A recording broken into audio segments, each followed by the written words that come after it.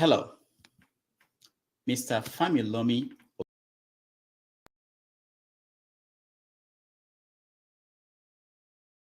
Road does not end. Yesterday won the 2024 Nigerian Prize for Literature. His book defeated two other shortlisted books written by Ndidi Chiazo Enemo and Uchechukwu Peter Umezurike to win the $100,000 prize. Publishers entered a total of 163 books for this year's competition. It is 5:30 p.m. in Lagos, Nigeria, 12:30 p.m. in New York City, 4:30 p.m. in Abidjan, Ivory Coast, and 7:30 p.m. in Nairobi, Kenya. Wherever in the world you're joining us, welcome to another episode of 90 Minutes Africa. My name is Rudolph Okonkwo. My co-host, Chido Onoma, is on assignment. One day after Han Kang won the 2024 Nobel Prize for Literature, her books sold out in South Korea. Queues of customer lines spilled out of South Korea's bookstores, and online bookstores crashed as readers struggled to get their hands on her books. It is not the same for Nigeria's Literature Prize winners. While the Nobel Prize gives the winner $1 million, Nigeria's Literature Prize, in its 20th year, awards the winner $100,000, about 160 million naira. Why does the Nigerian Prize not transform the career of its winners? Joining us on 90 Minutes Africa today to discuss literature, religion, politics, and arts is a writer and distinguished social critic, Pa Ikhide. Pa Ikhide, welcome to the show. How are you? I'm very good. Thank you so much, and glad to have you here. It's a wonderful thing to have someone like you on a day like today. You know, it was yesterday that the prize was given, and we are glad to have you now. Welcome. What do you make of where we are 20 years after the Literature Prize? How is it going? That's a complex question. First of all, congratulations to the winner of the prize, Olubunmi Familoni. I think that the prize is well deserved. That is separate from the monetary value of the prize. I think that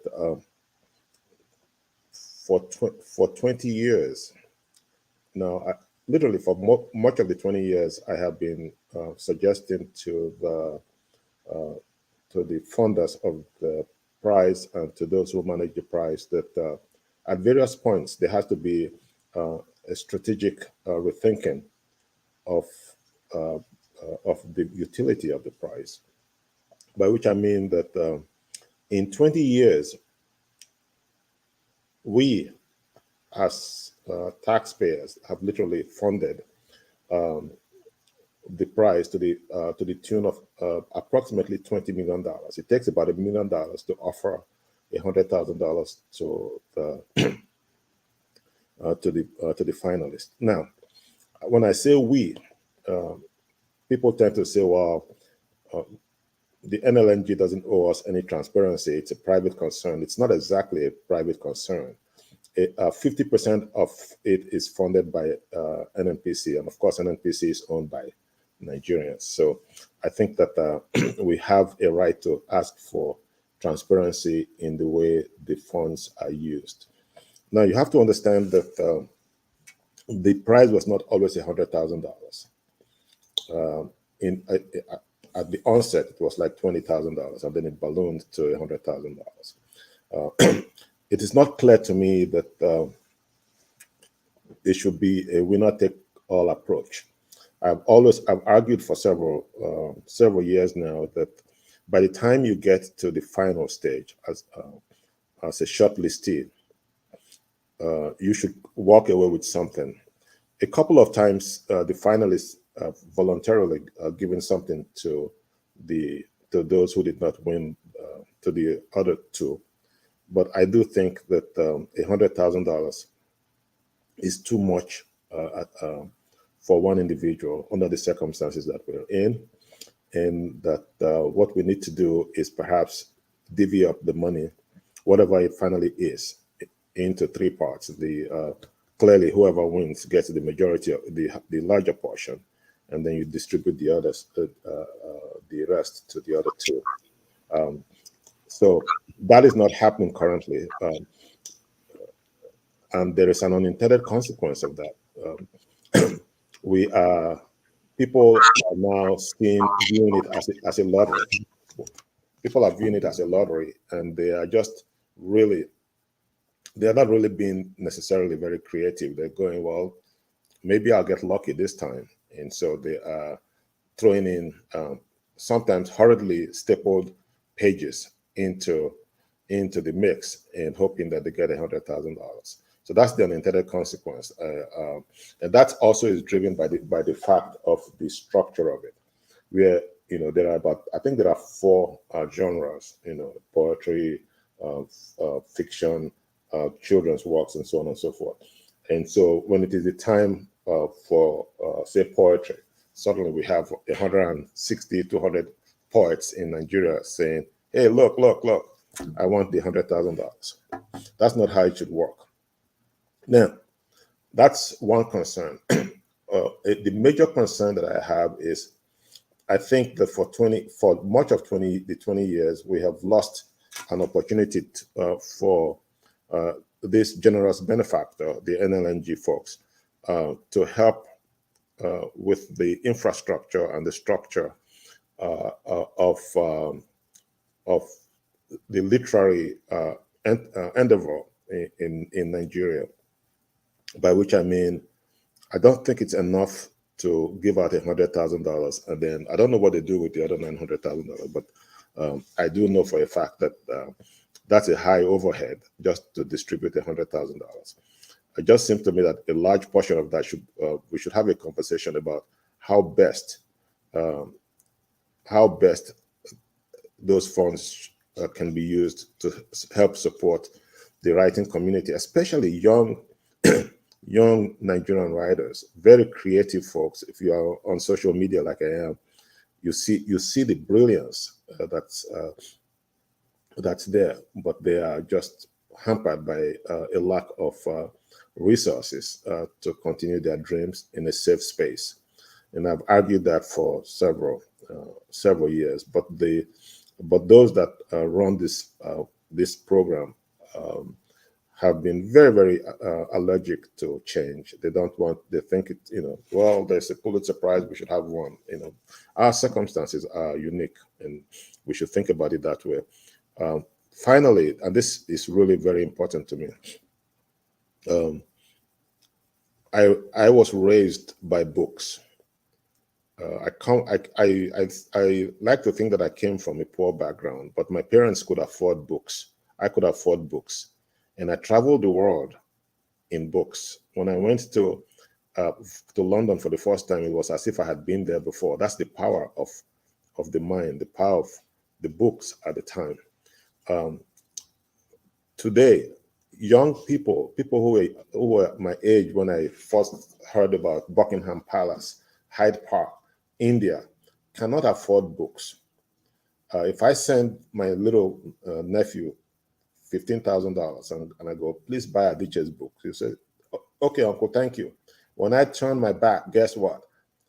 They're not buying because they will be foolish though. That's a lot of money to spend on one book. So we have an equity gap. We have an affordability issue. So how can we? Where are the readers right now? The readers right now, they are reading. I would say, several chapters of books daily. They just perhaps reading the wrong content. It's called social media, WhatsApp, Facebook, TikTok, and all of these things. Reading has gentrified into a three-dimensional activity, voice, text, and so on and so forth. So I think that we should consider meeting our Nigerian readers where they are, which is not with the books, which is not in libraries, which is not in bookstores. And I say this with all due respect. We need corporations like the NLNG, we need institutions to help us with that transformation. What is happening to this young generation is like water torture. They are reading the wrong content, and they are not steeped in the kinds of critical thinking skills and things that my generation had. And it's not their fault. A lot of them are just as smart, if not smarter than the best of my generation. They just caught in the wrong time warp. So there are so many things that can happen with the money that's being put out every year. That's not happening. And I have tried all sorts of ways to try to get their attention. I've tried to be polite, no way. I've tried to be rude, no way. I've tried to be in between, no way. But I just think that we need to move the needle from a lottery approach to an approach that says there is value added to it. I mean, these folks, for the most part, they get the money and they disappear, And then that's the other thing. Their books, how many people read this book? How many people read this book? 100 people, 200 people, and you give them $100,000? That's ridiculous. That's what I wanted to get to. The winner of this book, Familoni, have you seen any of his books? Have you read any of his works? No, I know of him. And I know of him. So the way I look at reading these days is I look at the sum total of the person. I have, so I've not read any of his book works, but he's clearly, a brilliant mind and all of that stuff. But I don't know that I'm alone in saying I have not read his book. I'm sure. Have you read his book? I can't hear you. Oh, not at all. But we share the same publisher, so yes, maybe publisher to send me a copy. Yeah, so a lot of these folks are on social media, and you get to see their tweets and their things and all of that stuff. But I made a note to get a copy of the book, and so that's the other thing. I think that, for instance, one idea would be if a book is good enough to get $100,000, right? We could take a part of the money and buy thousands of the books and distribute them to secondary schools. Do you understand? There's got to be something, that's purposeful, not just give somebody. I mean, it's been 20 years. Do you even remember? I can name 2 or 3 of them, but I don't even remember the folks. They get the money and they disappear. Some of them make great promises. I'm going to build a library, and you never hear from them again. Now, apart from Chikunigwe, who won it, I don't know any other person other than Ngũgĩ, who passed away. I was at an event in Abuja, and I was on the same table with him, and he showed me the book. And I said to him, "Can I find it online?" And I went to Amazon. It wasn't there. Yeah. So the book was not on Amazon. And I said, when I get back here, we'll figure out how to get it on Amazon, at least, because if you win this prize, yes, you'll be able to buy it anywhere in the world. Yeah, I got into a big fight with him because I said, in fact, if you search my wall and Google both of us, he was very, very upset with me because I said, why would I give you $100,000 for a book that I cannot find find anywhere, not even on Amazon? And he got really upset. I think at the time they claimed a copy of the book could be found in one of those online shops that has suddenly, that I think it was Okada Books, that is now defunct.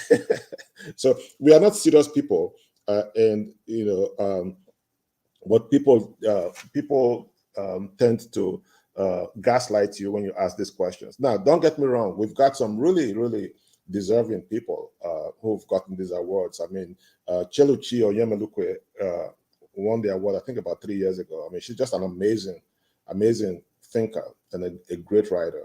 Ochika Onigwe, of course, won the award. I deeply respect and admire her industry. and some of them that I had problems with, I still respect them. Ikeogu, I respected at the time as a poet and a thinker, but I didn't think that a book that had just five copies should be rewarded with $100,000. And then people were yelling at me, but so go to this bookstore online that I just mentioned. And somebody said, I don't want to say anything, but hey, you don't even want to go there. And then a year ago, I think the bookstore passed away. So we are mimicking. We are just like mimic people. There's a Pulitzer Prize, so we have to have a Pulitzer Prize. There is a Nobel Prize, so there's got to be a Nobel Prize. We've got to step out of the box of orthodoxy in order to save several generations of young people, and that's been my concern. I don't. It's not about bad belly or any of that stuff. I could probably put together several of my personal essays and win one of these awards. That's not the point. But the point is, why are we spending $1 million every day to honor the works of writers that 1,000 people have read? If you look in the past 20 years, for each of, apart from a few, 2 or 3 people, I cannot find people who says 100 people who I could say have read their works. It's a waste of money. Let me just be blunt about it. Now, there's something that struck me. We talked at the beginning of the news. I talked about what happened in South Korea when this Nobel Prize was announced, and suddenly people rushed out there, buying the Book of the Woman, and it sold out in South Korea. Do we know if this award, apart from the money, if it changes anything about the career of these our people who win this award? I think within the literary circle, there is an added interest in the person, and I think that it can hurt to have that prize on your resume if you are approaching the West or a Western publisher and saying, "Look, I was this, I was that." But I don't, especially not in Tinubu's Nigeria. People are not just jumping up and down and saying, "I'm going to leave a bag of rice that costs 110,000 naira, and I'm going to buy this person's books for." So that's, clearly the effect is not the same as to be fair, the Pulitzer, the Nobel Prize folks have a huge platform, and it's the Nobel Prize. You won the Nobel Prize, and the world knows. But I will say this: in 1986, when Soyinka won the award, I was in Morristown, Tennessee. That was one of the proudest days of my life. Because in those days we had newspapers, and his face was in the newspapers, and he had his famous hair. And I was walking around the campus where I was teaching at the time and going, "Look, my brother won, my brother won." And people were going, "Wow, you know him?" Of course, I didn't know him. I just lied, because it was huge. It's the era. Soyinka, Achebe, all of these writers raised us. We were entertained and educated by books. So it was, you just knew who they were, right? But it's different now. It's the stature of the writer is not as intense as as at that time, because now we have other options. Do you understand? I am constantly reading, but I'm constantly reading on my phone. And I'm reading people. I'm not reading books. So it's, there's this conversation on Facebook about obscurity. Oh, he's an obscure writer. She's an obscure writer. I don't think that's I don't think upon reflection that is necessarily a fair way of looking at it. the Nobel Prize folks have been struggling also with the whole notion of adjusting to the times, with the whole notion of defining what literature should be. In 2016, I think it was, Bob Dylan, my favorite poet of all time, got the Nobel Prize. So there are two thinkers that have gotten the prize that I've really been chuffed, been happy about: Professor Wole Soyinka and Mr. Bob Dylan. Because Bob Dylan was the poet of my generation, if you remember, of my childhood. Bob Dylan, and then Art and Garfunkel, the Everly Brothers. But nobody would ever think of them as writers, you see, or as poets. They were musicians. But they wrote huge bodies of work, right? And so when the Nobel Prize gave him that award, I got a renewed respect for the Nobel Prize folks, because they were thinking about this, like, what is, it's just like saying, if it is not written down, then you're not a poet. We come from the oral tradition of our ancestors, right? Books are relatively new to us in that respect. But we had poets, we had thinkers, we had all of these folks. So there are, I say all of this to say that there are unintended consequences of us constantly mimicking the ways of the other without appropriate context, you see. Now, let me, I checked in 1986 when Soyinka won the Nobel Prize, he got about $290,000. Today, the woman that won last week got 1 million. Yeah. So I looked at the Nigerian price in 2011. That was when they increased it to 100,000. Yeah. It has remained 100,000 till now. Yeah. So is it that they don't know about the the factoring in inflation into the price? Or do we even know whether they have money put aside? Because the worry with African prizes is that there is no money put aside for this prize, such that the organization may fold up and the prize will fold up with the organization. What do you think? What do you know? Well, it's apples and oranges. I mean, we started from 20,000. We don't do things in house. From 20,000, we just went boom. I think we may have gone up to 50,000, or maybe just gone to 100,000 immediately. I can't hear you. It went to 20, 30, from 20 to 30 to 50. Yes. So I would argue that they have been front loading the inflationary factor. So if you look at, Professor Soyinka got his almost 40 years ago. So the present value of it is probably like $1 million now, right? So, but my people, no, we don't do things. We just, they weren't thinking of inflation. Somebody influential may have simply said, you know what? Let's just do this. Sure. Because the NLNG, it's and the NNPC folks, they're not Okada books. They've got money. But you raise a good point, and this is where this is where the whole idea of transparency comes about.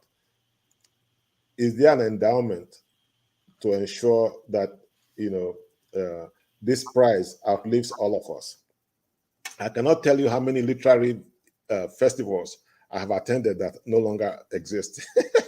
Once the governor leaves, the new governor says, go away. And then they find, it was in Rivers State, it was in Kaduna State, and so on. I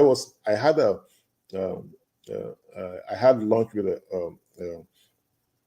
a benefactor, an arts patron, and an education patron. And one question I asked him yesterday was, do you have an endowment for what you're doing? And he was like, that's interesting. I said, well, no, it's not, because you're not going to live forever. We've got to find a way to. So, but these are great questions that have eluded the NLNG folks because they don't seem interested in, they've got gatekeepers who will prevent you from having these conversations. Because I think that to the extent that this pays their bills, they're not vested in changing the current model. If you look at the members of the board, of the board for this prize, some of one or two of them may have been there since inception. So, and they're older. They are my age and older. We need young people who are really into the kinds of things you and I are just talking about, to be part of to be at the table, not just sitting at the edge receiving crumbs from their elders. And I'm not saying that people are corrupt. No, I'm just saying there's a lack of transparency. Do you know, in 2016, when Buhari presented his first budget, something like that, I found out that there was a shadowy outfit, the Pan-African Writers Association, POWER, that got $1 million annually from the federal government. Yes, 1 million. I had never heard. Have you ever heard of POWER? No, so I've never heard of them. So I started making my usual noise on social media, and everybody said, "Oh my God, where's the $1 million? I am suffering, and you people are getting $1 million." It turns out, some very old writers with connections in Aso Rock were able to carve out this kind of money. I made so much noise, they claimed that they removed it from the budget and turned it into subscriptions and some nonsense. When you don't do some, it's Wole Okediran now that is now the chair of that shadowy organization. Before him, it was some chap from Ghana.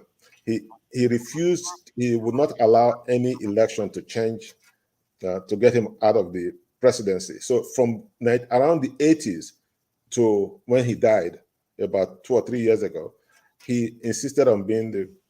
So if he was taking $1 million from Nigeria and he was taking something similar from, guess what? A few writers were getting rich and enjoying themselves, and we've got all these young writers who cannot even do a prize for 50,000 naira, 100,000 naira. It's not right. But when I ask these questions, as I often do, I am shouted down, not ironically, not by the old folks, but by the young people that I'm fighting for. Can you imagine what $1 million from the budget annually will do for the literary community? But hey, I'm not there. Which one concerns me? I'm here. And if you talk, they say because you've not written any book. Exactly. I've not written anything. All right. Now, let me get to this common conversation. Every year at this time, before they announce the winner, people always think about who could it be, African writers. And one of the popular names that we hear is Ngũgĩ wa Thiong'o of Kenya. And of course, after they gave it to the Tanzanian in 2021, we felt most people think that this will not happen. It won't come back to Africa for a while. I don't think we've spoken since the son did this thing that where he said the father was abusing the mom. What do you take? What is your take on that, and how do you think that will impact his legacy and reputation? Well, so I consider myself a close friend of the son. He and I went to Uganda. I think it was 2015, the Writivism Festival. Just a lovely, lovely man, very thoughtful, very generous, very compassionate, and some of my best times in the literary community were spent with him. I also met Professor Ngũgĩ wa Thiong'o, and I had the privilege in DC, I think it was at Poetry and Prose, some bookstore, of standing up, my legs shaking, and going, "I want to thank you for helping to raise me." And he was very, very, he seemed very flattered by it. If you've been in his presence, he's just a lovely, lovely man. And I took pictures with him, just as I did with Soyinka Achebe when he came in 2008 when they did the 50th birthday of his book, Things Fall Apart. So as a child, Ngũgĩ wa Thiong'o was James Ngũgĩ, and I remember his books and how taken I was by the characters in his books. When that story came out, I was just very sad, and it's a personal story that I am not going to get into. Those of us children of my generation are very familiar, as you know, with that situation, unfortunately. And if I had the money, I would probably go for therapy, not only with growing up at home, but growing up in a Catholic boarding school. And I'm hoping that there is healing and there's closure in both of their lifetimes.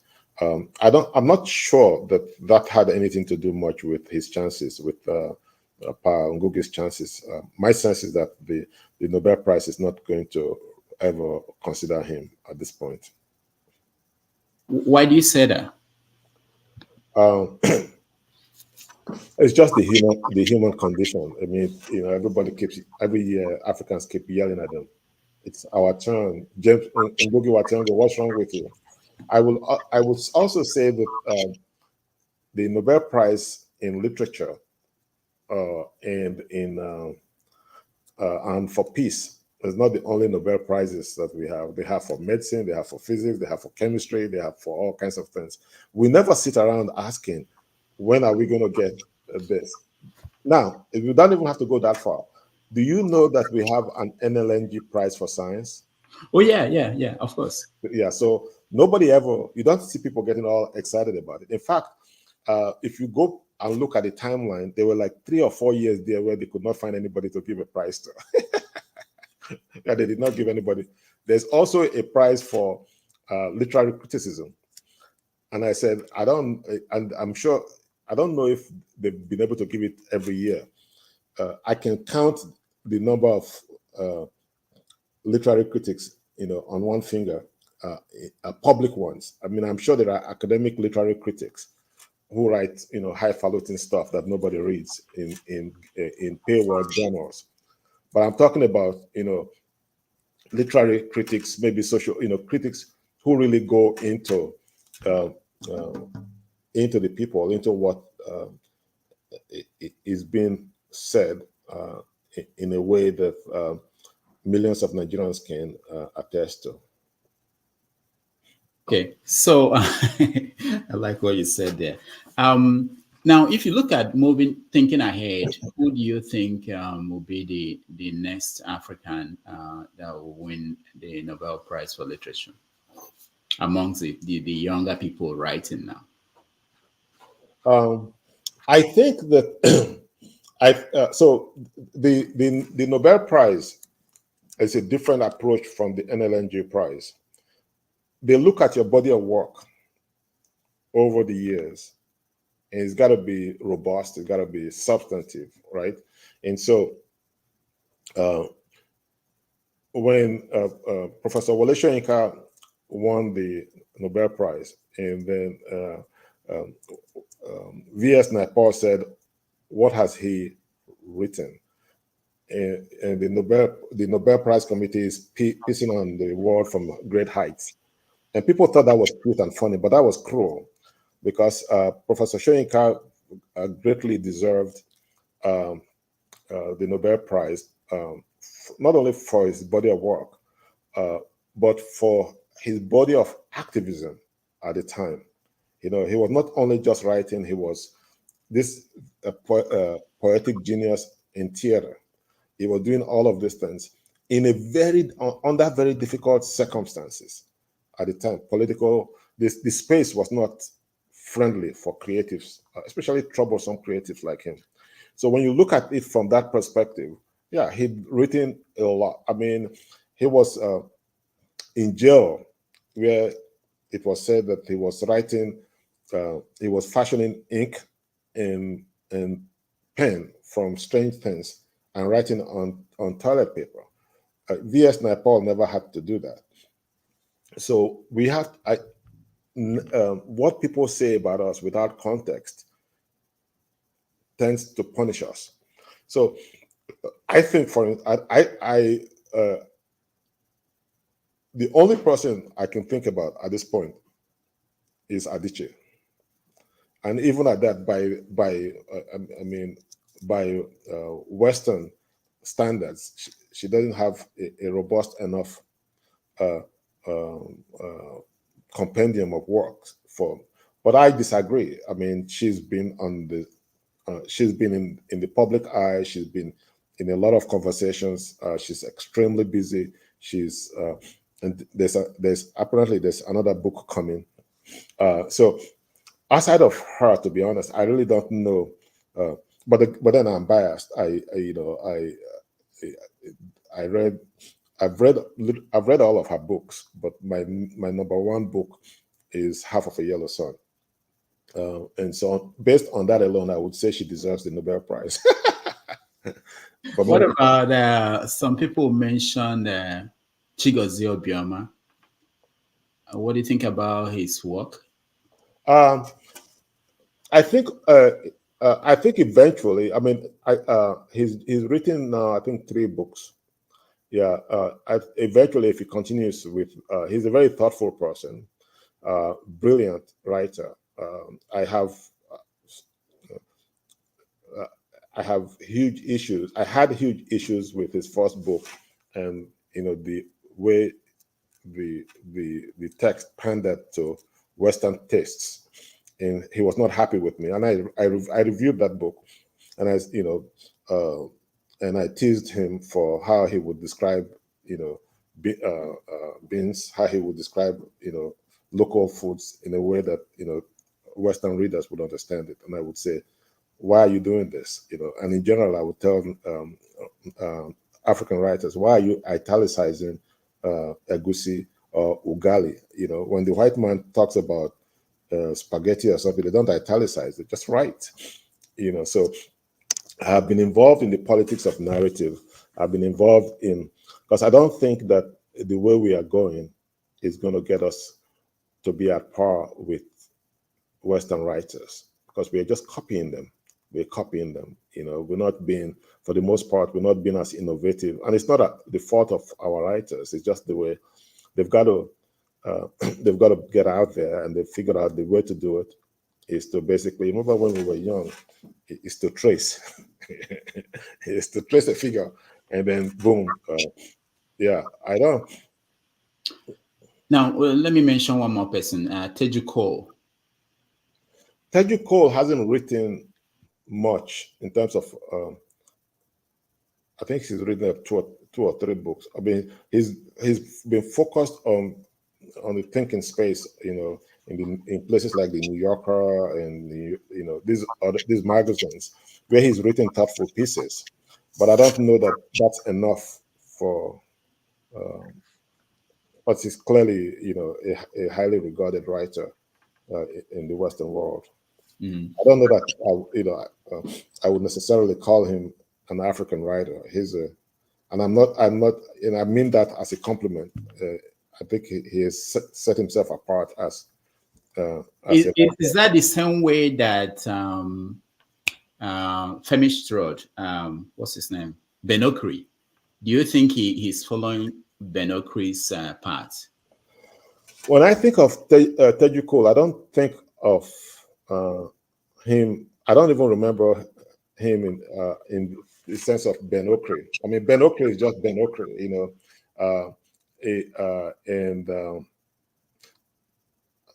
Ben Okri is really this enigma who wrote, some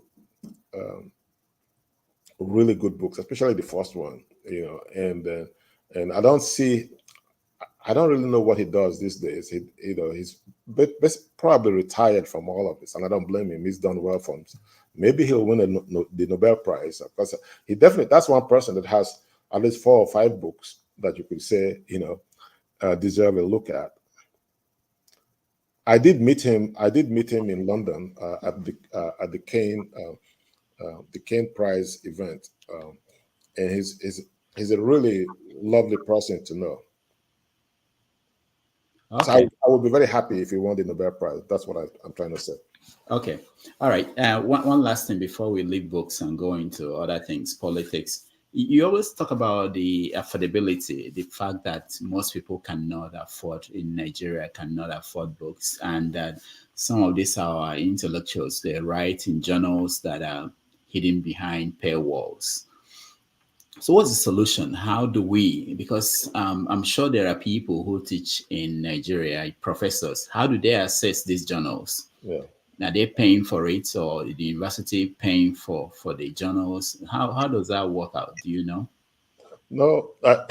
So I have heard that there's a lot of pressure on university professors in Nigeria, I don't know about the rest of Africa, to produce works in journals. And one of the unintended consequences is that they have been producing works in journals that do not meet the specs of typical Western journals, maybe in Asia, in India, and so just producing stuff, and because they want to be tenured professors and all that. So it's a crisis that we are not acknowledging. A lot of these universities are cash strapped, and these paywall journals are really financial schemes to to get money from scholars and from institutions. And people, I mean, one time somebody did an academic study on me, and I was very flattered. And I said, me that did not go to school, you are doing, oh, that's so nice. Let me go and read. He sent me the link, and I go there, and they say in order for me to download it and read once, it's $45. I said, yes. I said, me, $45. That one that I will use to buy a Gucci bag for my wife. So I started screaming and wailing like you wouldn't believe. And so the people, I'm a troublemaker on Twitter. The people texted me quickly. No, don't worry. We will let you read it since it's about you. And then I started saying, well, you don't understand. That's not the point.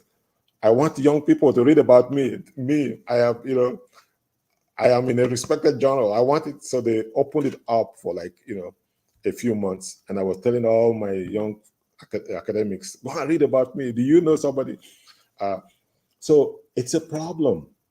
A lot of our best minds are trapped in paywall journals.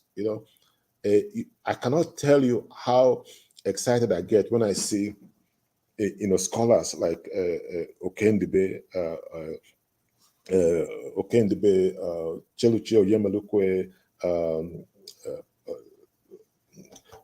Ochonu, on social media, Farouk Perogi on social media, not just, they give out their content, and I have my differences with them, but I just so much admire the fact that they are out there giving out content for free.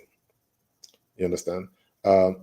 There are so many leaders who are doing this, and I appreciate them and I honor them, but we need to do more. And I think that people, we are getting to a point now where you shouldn't just be paying for somebody's books, but you should be paying for them being here. That, by which I mean, we can do it, and it's here already. We can do subscriptions. I would gladly pay to subscribe to you. It's not a whole lot of money, $5 a month, whatever it is, and then you will find that people can sustain their creative spirit because they are being paid. Right now, it's not as robust as it should be. I'll give you look at what the music industry has done. Do you see them holding on to the cassette or to the LP? No, they are streaming stuff. And these young people, the way they are holding on, the way they play music is different from what my generation did. We should do the same with books. You understand? And let our writers and our creatives make money off of it. That's all I'm trying to say. But people are so invested in these books. They get very defensive when I start talking. Oh, here he comes again. Yeah, but I don't think. Do you think he's the same? I was thinking about what you've been saying. Will people support writers the way they support musicians, the way they support skate makers? Yes. It appears as if writers they're not getting that kind of love, and support. Because they are behind the curve in the innovation space. There are many ways. If you are on my wall, when I talk about Chinua Achebe's books, for instance, and I will say, for instance, what happened when Okonkwo could not find his Samsung or his iPad, and the young people go, "Oh, Pa Ikhide, Pa Linus, you have come again. This is not what happened." And so you find that people quietly go look for the book, right? Because they're not fascinated. This man that's constantly talking about this stuff. There's so many things I can do time warps, and it just takes it takes their imagination the same way it took my imagination when I was 12, 13, 10, 11. You understand? So we can't keep saying you must turn the page. Our scholars are some of the most interesting people that you'll ever meet, but they don't know it. And they're not, and again, the classroom has helped to stultify us. The classroom has helped to make us risk averse. So, a lot of people just get PhDs and they become really worthless because they'll go, when you ask them, they start in their head, go, the PhD school didn't teach me that, so we can't go that way. So, so we have to really be bold, and that's not happening. It's my point. You just mentioned the Okonkwo, and that reminded me of Things Fall Apart and the new TV TV series that they are planning to make with Idris.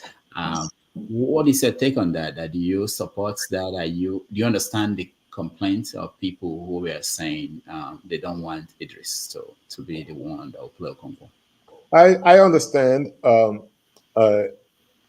I also think when I was growing up, I would play Julius Caesar, right? You didn't see white people going, "Why are you playing Julius Caesar?" Right? Or you remember when we were in secondary school, right? We played all these folks, and we were black, right?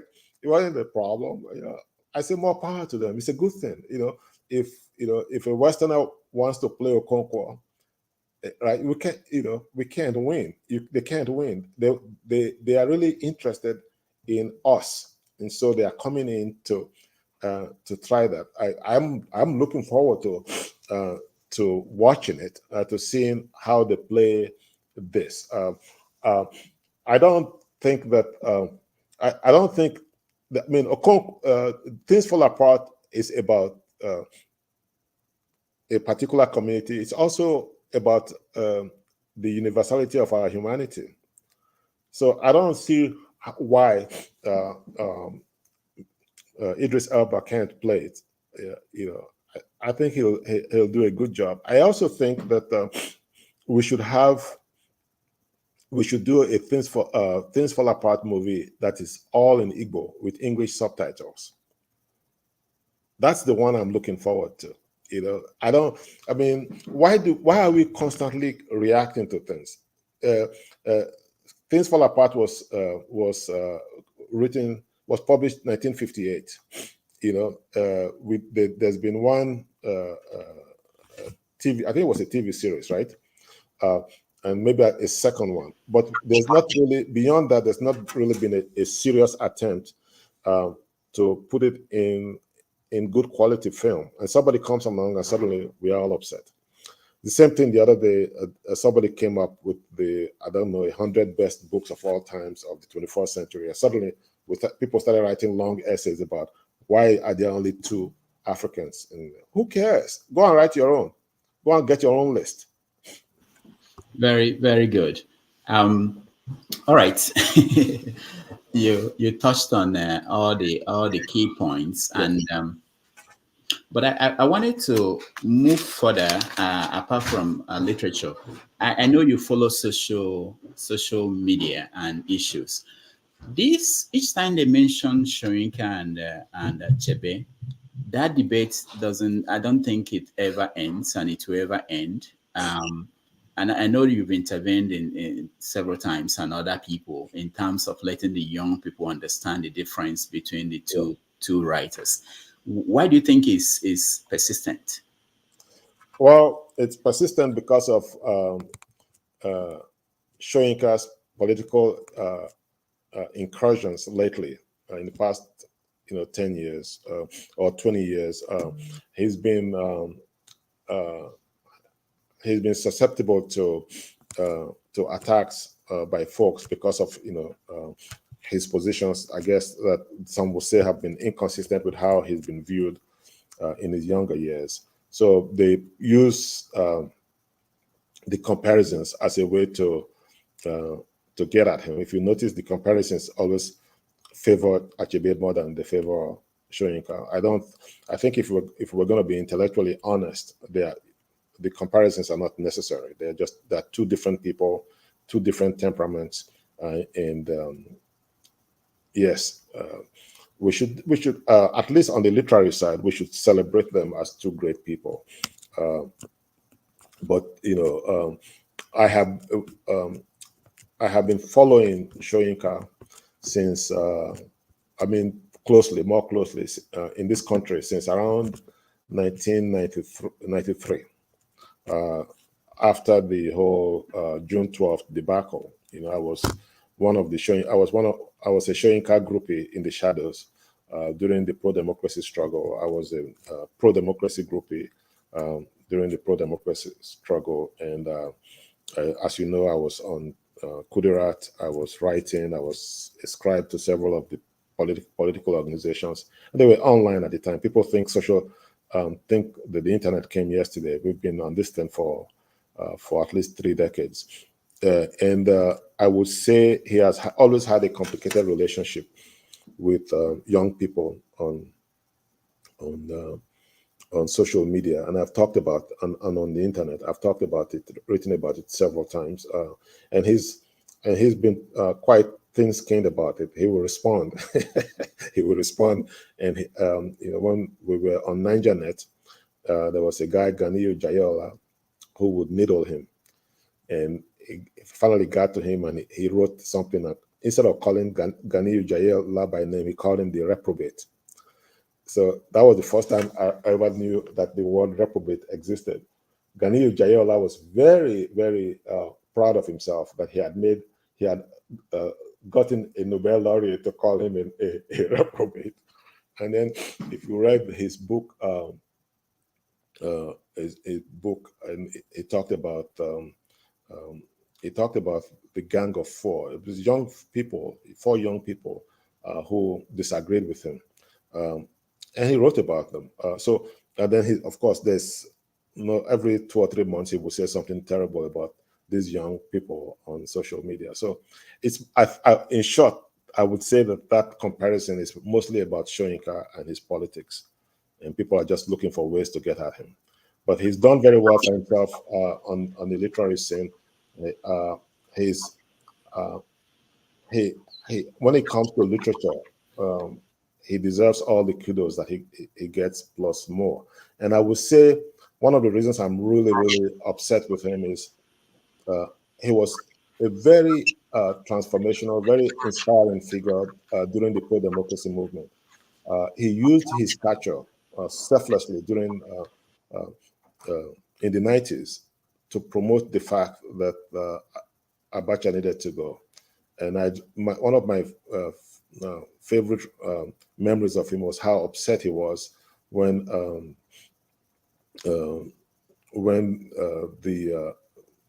Ogoni 9 were murdered. He was very, very upset, and you could just hear him roar across the world stage. He worked very hard for the democracy, but when I look at the kinds of things he says today, I go, well, what was that all about? We worked hard, and this is what we're getting. Right. We will take a break. 3 minutes or 4. And then when we come back, we finish up questioning and we invite our guests, our audience to join us in interacting with the guest. So stand by and thank you so much for being with us.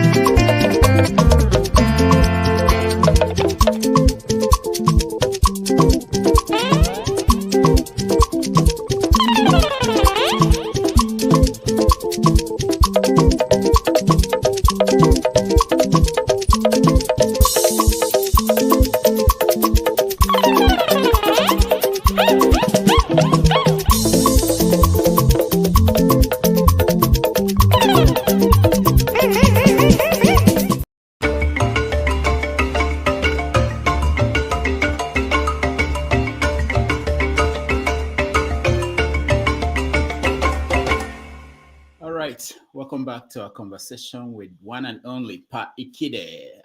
If you're a writer in Africa and he's about to review your book, you panic. People call me quietly and tell me they are worried about what Pa Ikhide will say about them. So this is the legendary Pa Ikhide joining us. Let's move away from writing and into politics. I know you follow everything going on. I want to start with the church.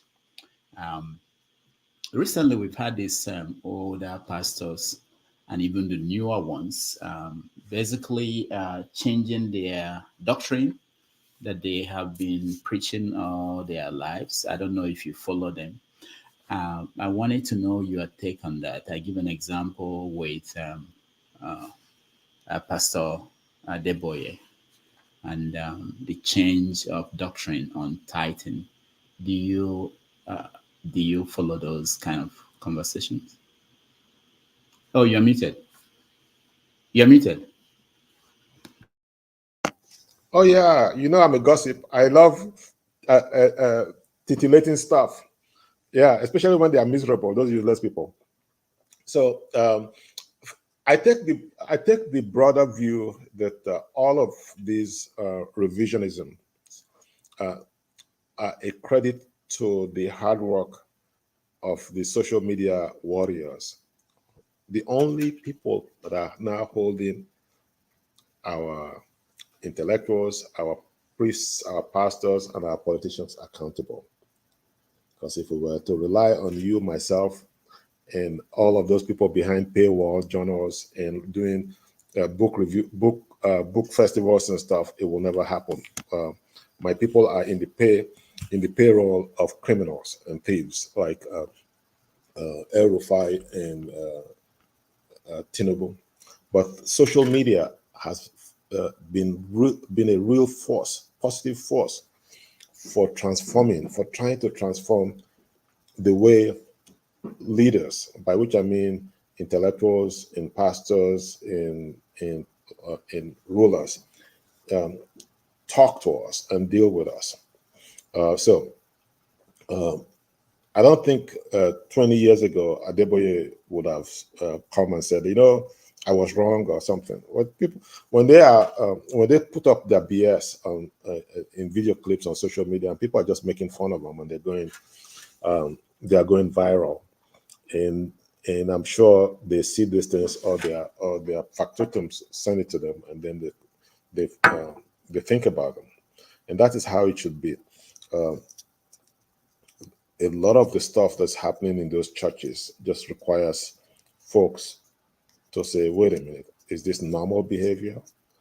And they've gotten a lot of pressure now that things are very, very difficult in Nigeria right now. If people are going to church, all they have in their account is 5,000 naira, and they don't even have enough to cook a pot of soup, and you are requiring them to give you 10%, 20%, 30% of that, and these folks are giving these things. But then the question becomes, why are things the way they are?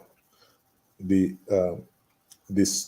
church by default has now become the social welfare network of many poor Nigerians, and I think by and large some of them do a good job, but there are people taking advantage, and so we now have these prosperity churches telling people, if you tithe to me, you're no longer going to be poor, you're going to be this way. So I see a revolution. I wouldn't call it a revolution. I see reform coming as these people are being forced to look in the mirror by the young warriors of social media. So I don't know if you this is one of our younger pastors, the lifestyle they display. Yeah. During David Oyedepo, Bishop Oyedepo's 70th birthday, they all came, and it was a wonderful display. What is your take on where we are going? What message are they sending to the younger generation? If the church, because I didn't see any difference between them and the people in the music industry, the Hollywood. They are actors. They are they are businessmen, They are entertainers. You know, my favorite pastor is in the Bosque, Odumeje. I could watch. I will watch it forever. I just think he's brilliantly funny. I don't think he will appreciate my feedback, but yeah, what happens with those church leaders is the same thing that happens with our political leaders. I mean, when you see Tinubu in a 120-car convoy, you know, presiding over a wrecked country, you go, are we even human beings? It's the same thing when I go to Nigeria. You know, I've got young people who travel around with convoys, and they take police officers with them for days. For days on end, they are away from their work. They are guarding these folks. So Nigeria is just a different planet. When you live here and go and visit, you go, whoa, how does that work? So I think it would take a lot to reset Nigeria. You know, things were not always like this. When I was growing up, we had the Catholic Church. It was a very sedate, or the Anglican Church and all that. This whole new prosperity thing is relatively new, and it came around the same time when things were tanking in Nigeria, and people were looking for succor, and they found these glib-tongued people, and that's all they do. If you send money to folks back home, they will hand it over to the pastor. And there's another dangerous thing. I have relatives who are really sick, and if you send them money to go to the doctor, they will go, well, this is a spiritual attack, so I'm going to go to the pastor, and they hand over. But it's not a spiritual attack. You have diabetes, and it's affecting you. You need to, but they don't. So it's a crisis, like as in most institutions in Nigeria. Now you mentioned Odumeje, and let's watch him in action. Thank you. Yes, I did not visit Onitsha City. I don't come in Onitsha City. I don't born in a village. I born in this Onitsha City. Number 3, Nnewi Street. I born in this Odabo. And I glow in a dangerous street, Oshma Street. And I become an armed robber in the age of 40 years. I became a terrorist until Jesus Christ arrest me through by the help of my mother to change my life. And a destroyer become a savior.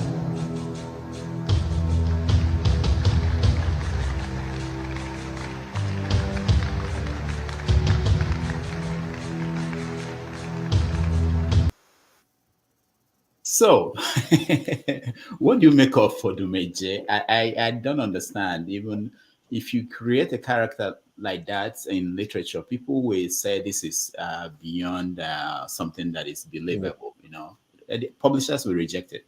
Yeah, but you know, I mean, art imitates life. You could put up a similar thing from Tinubu, and you will say the same thing. You know. Professor Soyinka just wrote a book about the happiest people on earth and all of that stuff. I haven't read the book. I imagine characters like Odumeje and Tinubu will be in there. You know, we have become a caricature nation. Do you understand? It's very sad when you think about it. You think about players like Brother Jero, right?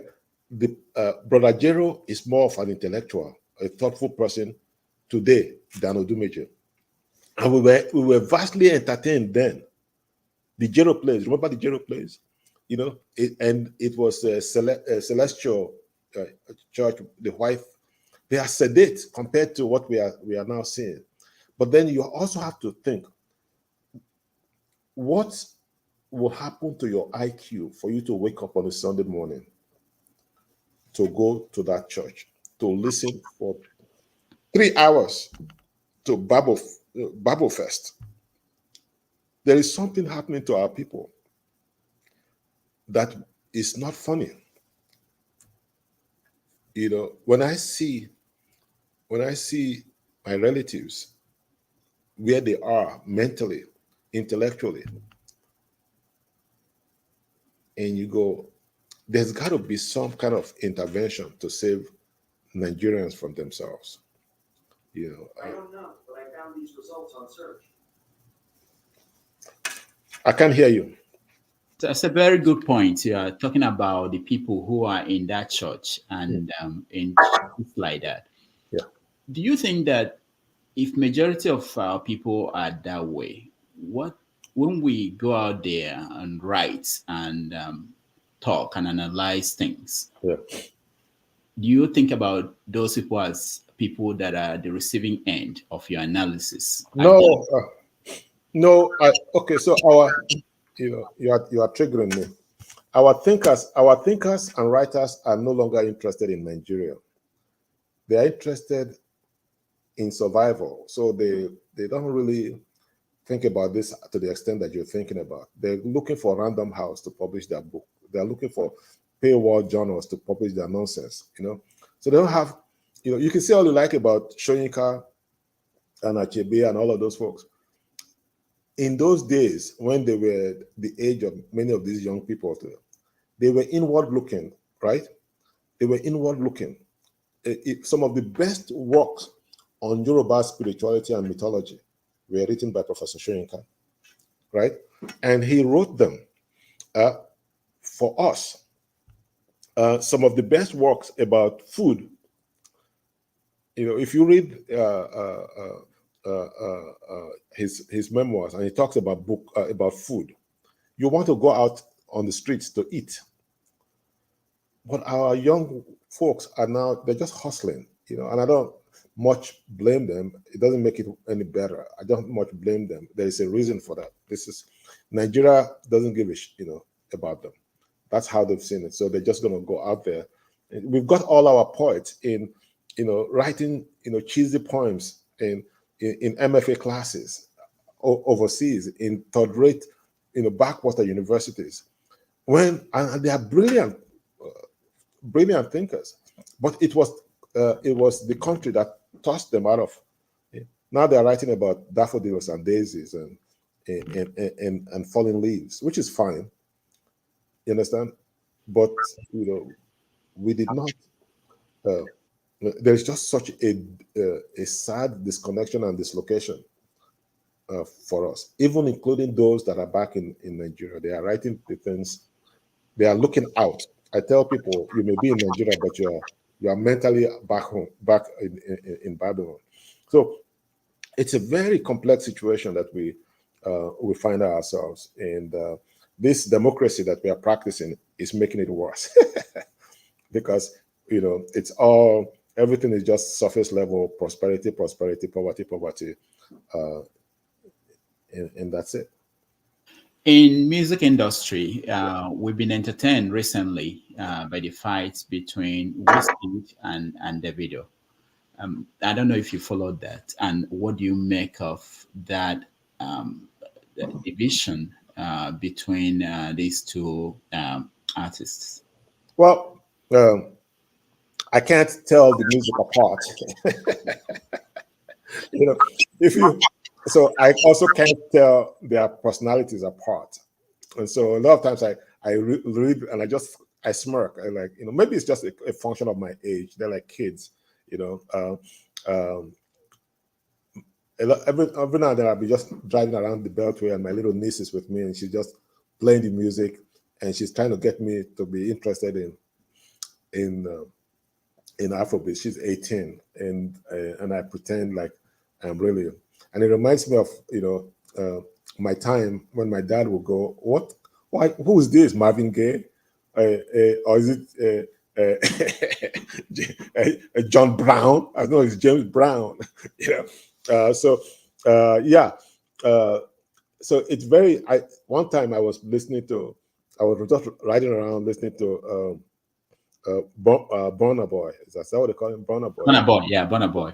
So he attracts an incredibly high-flying clientele of listeners, My daughters love him. Whenever he shows up here, I lose my daughters. They go to his events, and it's expensive. You see, they go and they are playing. I have a video clip of them going, "Shayo, Shayo." I don't know what that means. Ogogoro, Ogogoro. And they've never been. They've never been. I don't know how good. Do you guys? Did they bring Ogogoro? No, they just took. They were selling like you would go to a baseball game, and they will be selling groundnuts and beer, like one small beer for $10. That's the same they're selling, and she's helping them, going Shayo, Ogogoro. So it's you walk into any place of business now, it's Afrobeats going on. So, but I can't, I really can't tell them apart. I grew up in a different era where, there's, if I'm listening to Celestine Uku and I hear Rex Lawson, I can tell the difference, and tears come to my eyes because it's a particular period in time. If I'm listening to Bob Dylan, if I'm listening to Simon and Garfunkel, and so on and so forth. So I don't really. Another thing that I do is deliberate. Is I want to be sure that I'm not denigrating the music of a particular generation the same way my father denigrated the music of my generation. But I'll be honest with you, I don't understand it. When I was listening to Burna Boy, I saw hints of Fela. I saw a lot of collaboration with people like Ed Sheeran, and he's really very talented, and he's also a business person. So I don't get into the fight. It's usually what you would call trash talking, where somebody says, I had the largest crowd, and you had the smallest crowd. I was the first person to go to this particular venue in the West, and you didn't go. So it's not intellectually appealing to me. But I'm filled with pride when I walk into a place and I was at one of those boat cruises in Baltimore, and they were playing Afrobeat in the cruise. I was very proud. I walked up to the guy and I said, do you know about Fela? And he hadn't heard about Fela.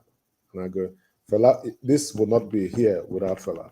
And he made a note to go Google it later and listen to Fela. Fela was a genius.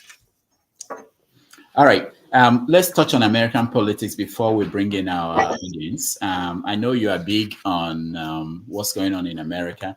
So for Africans, and a lot of Africans are interested, what should be their concern about who wins the election on November 5th? So the whole is, as you know, the presidency of the United States is a bit different from the presidency of Nigeria.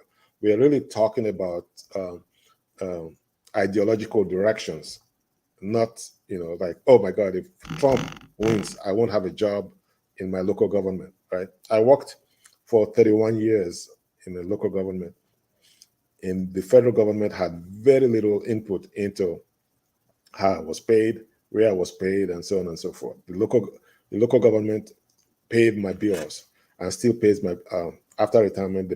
They still pay my bill. The federal government has nothing to do with. So we are, if in terms of Maslow's hierarchy of needs, we are beyond the base. We are right at the top. We are, what is the attitude towards Israel? What's the attitude towards Russia? Are we pro-choice or pro-life? And so those are problems countries like Nigeria would die for. Like, oh my God, we are well fed. It's like us, we're well fed, we're going hunting. Why are you going hunting? You don't need food, But when I was growing up, the hunter went hunting because we were hungry.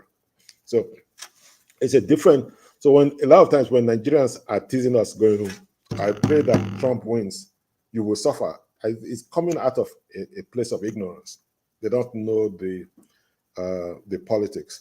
I do think that Mr. Trump has no business being in the White House, not for ideological reasons, because it's just inappropriate for him to. He needs to go and take care of himself. He just needs to. He's a deeply troubled man, quite sick, and I don't think that anybody who really thinks of me in the way he thinks of people of color, or who thinks of women the way he thinks of women, or who thinks of the LGBTQ community the way he thinks about them, should be allowed anywhere. And plus, he's a convicted criminal. But it's the shame of America. It's the shame of our America that he remains extremely competitive. When I've thought about it, when we were young, we would play jersey games. You lined up behind your captain, right? And regardless of how stupid, how shitty the captain was, you fought. That's what's happening right now. No, but it's not really about Trump. It's about the strategic direction of America. Half of America is deeply concerned about the other half, and vice versa. There has to be a conversation about shared interests. Instead of the left being dismissive of the right, and the right being really scared of the left, and we should be in a room and say, how do we get along? I am a lifelong Democrat. I have the day will never come when, in a partisan election, I will vote for any member of the Republican Party, because I don't believe that they have any place in their heart and soul for people that look like me. But then that doesn't mean we can't be civil with each other. That doesn't mean I've been watching and voting for the better part of three decades, and I would say that there's just been a decline in civility. There's been a decline in intellectual depth amongst these leaders, and it should trouble all of us that both sides are just throwing rocks at each other. Talking about body waste, body parts, and so on and so forth. It was never like there's just very little dignity in the office of the presidency.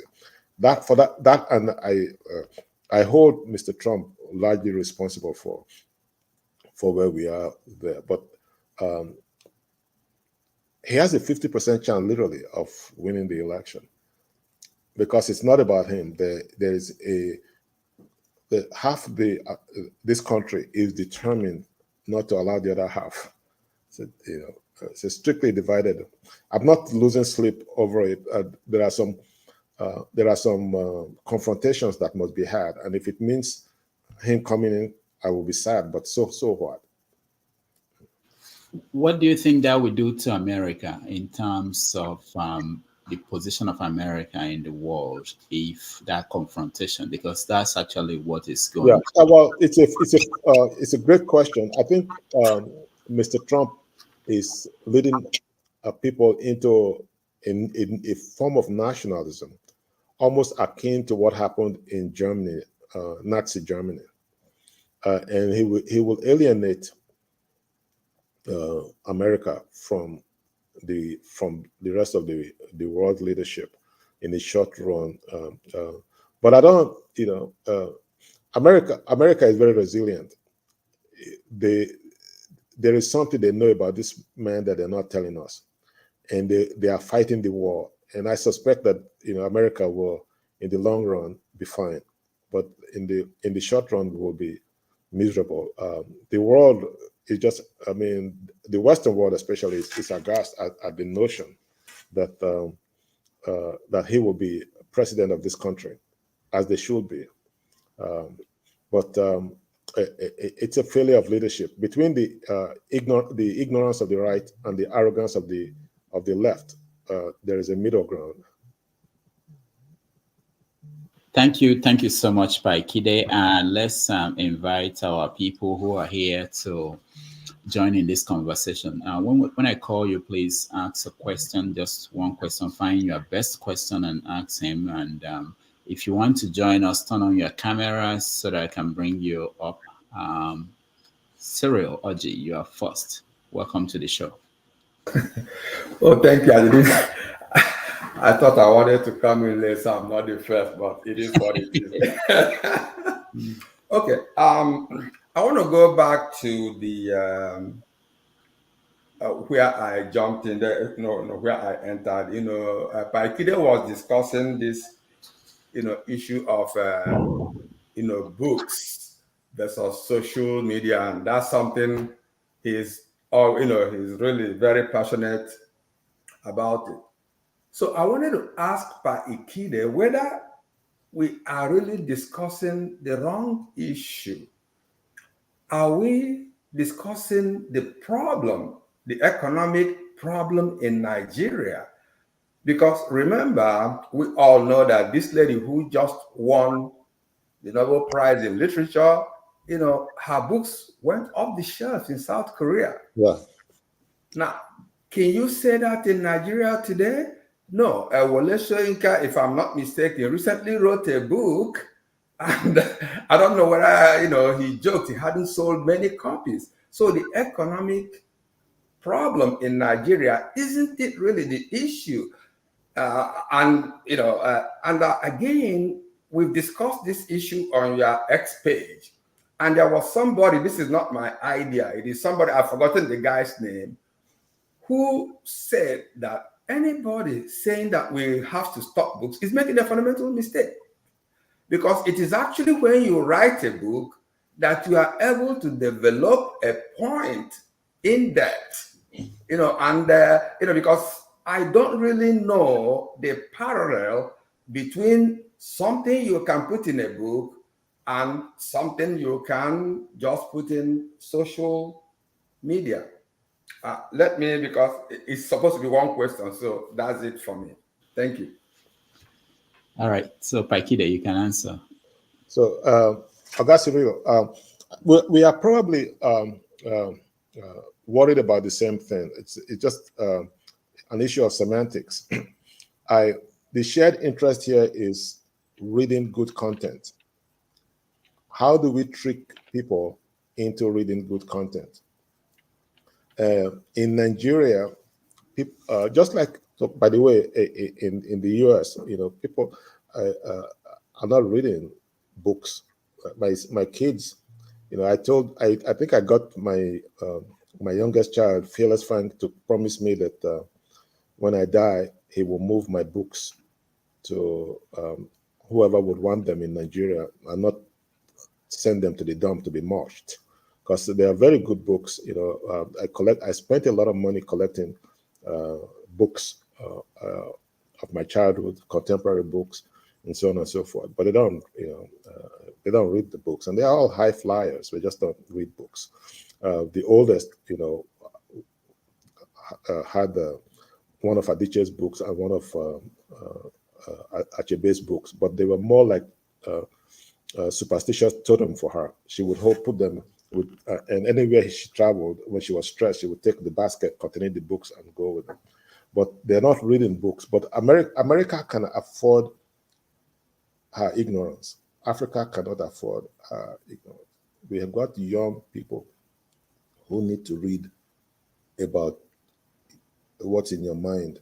How do we get them to do this when they cannot afford books? Like I said, if I didn't have books, if I hadn't traveled in books, I would not be here today. You understand? Similarly, I think there will be a generation 20 years from now that will say, if my uncle had not bought me that iPhone 5, I will not be here today, because in that iPhone 5, I traveled the world.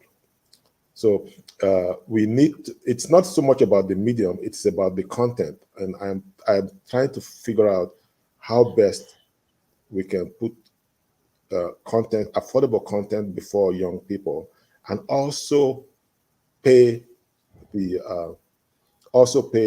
owners of the content, just like the music industry is doing now. And I'm very open to that conversation. But I just think continue to publish books without any. A long time ago, I talked about, then they changed them, they called them ebooks with paid chapters and stuff. These young people don't know about chapters and books. They just reading. So when I first came to this country, I want to share something real quickly.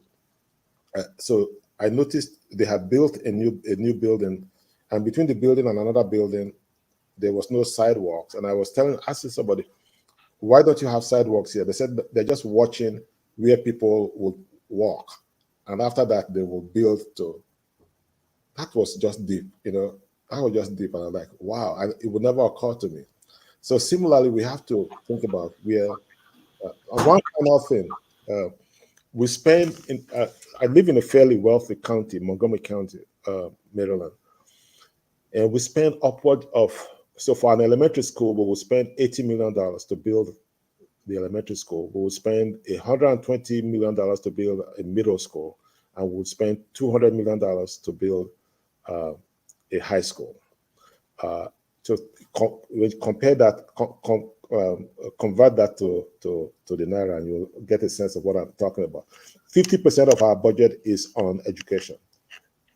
We spend for libraries, for local libraries, we spend about $50 to $100 million per library. So we built this library, this fine library, and I took my daughter to it, and she looked around and I said, "What do you think?" She said, "It's okay." I said, "What do you mean it's okay? This is a library, huge, nice places and all." I said, "Yeah, all of it can fit in my laptop." That was about 15 years ago. It occurred to me that when we were building this library, we had not asked her or her generation what they would like to see in a library. And the answer could have been, we don't need a library. Just get us a laptop and it'll be cheaper.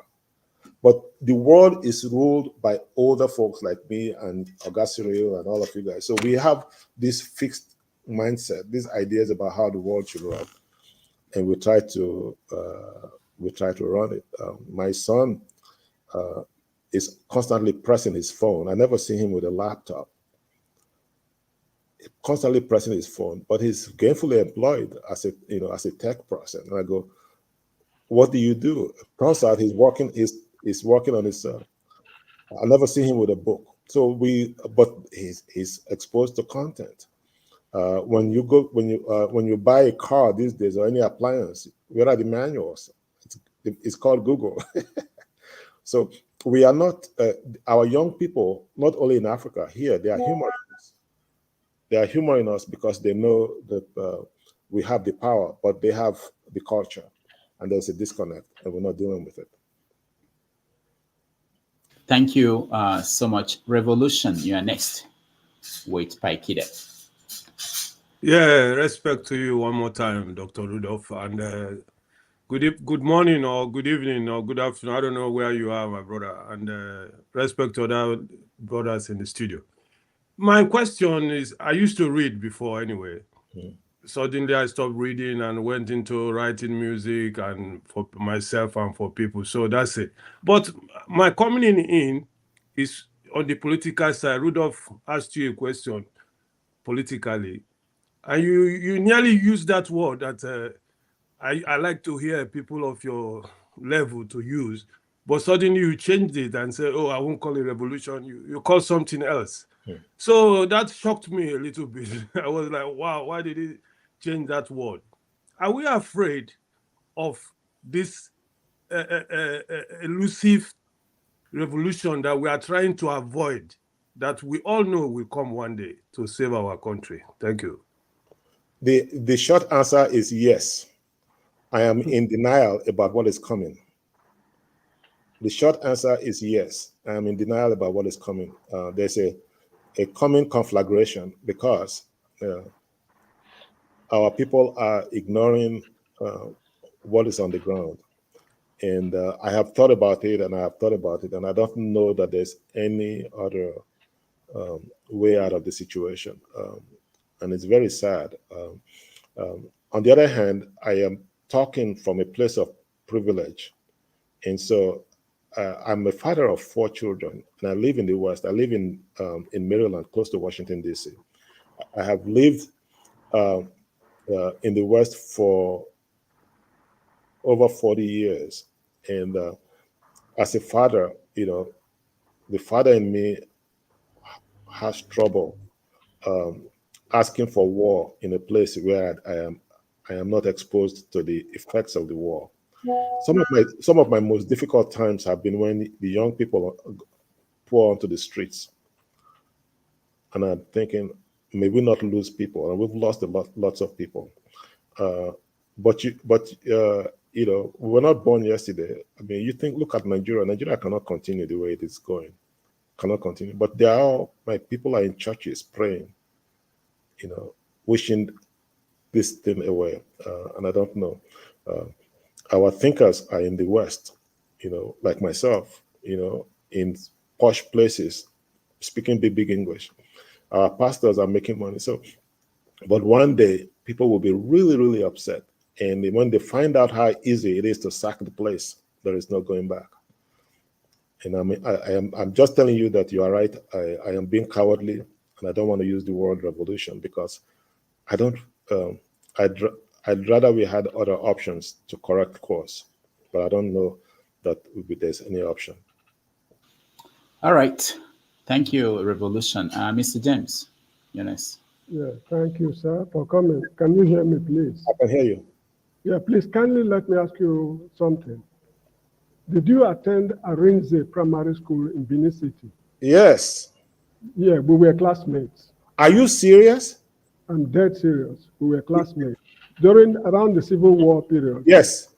Yeah, you got injured one day and you bled profusely. We took you to the barracks along the Saple Road. Wow.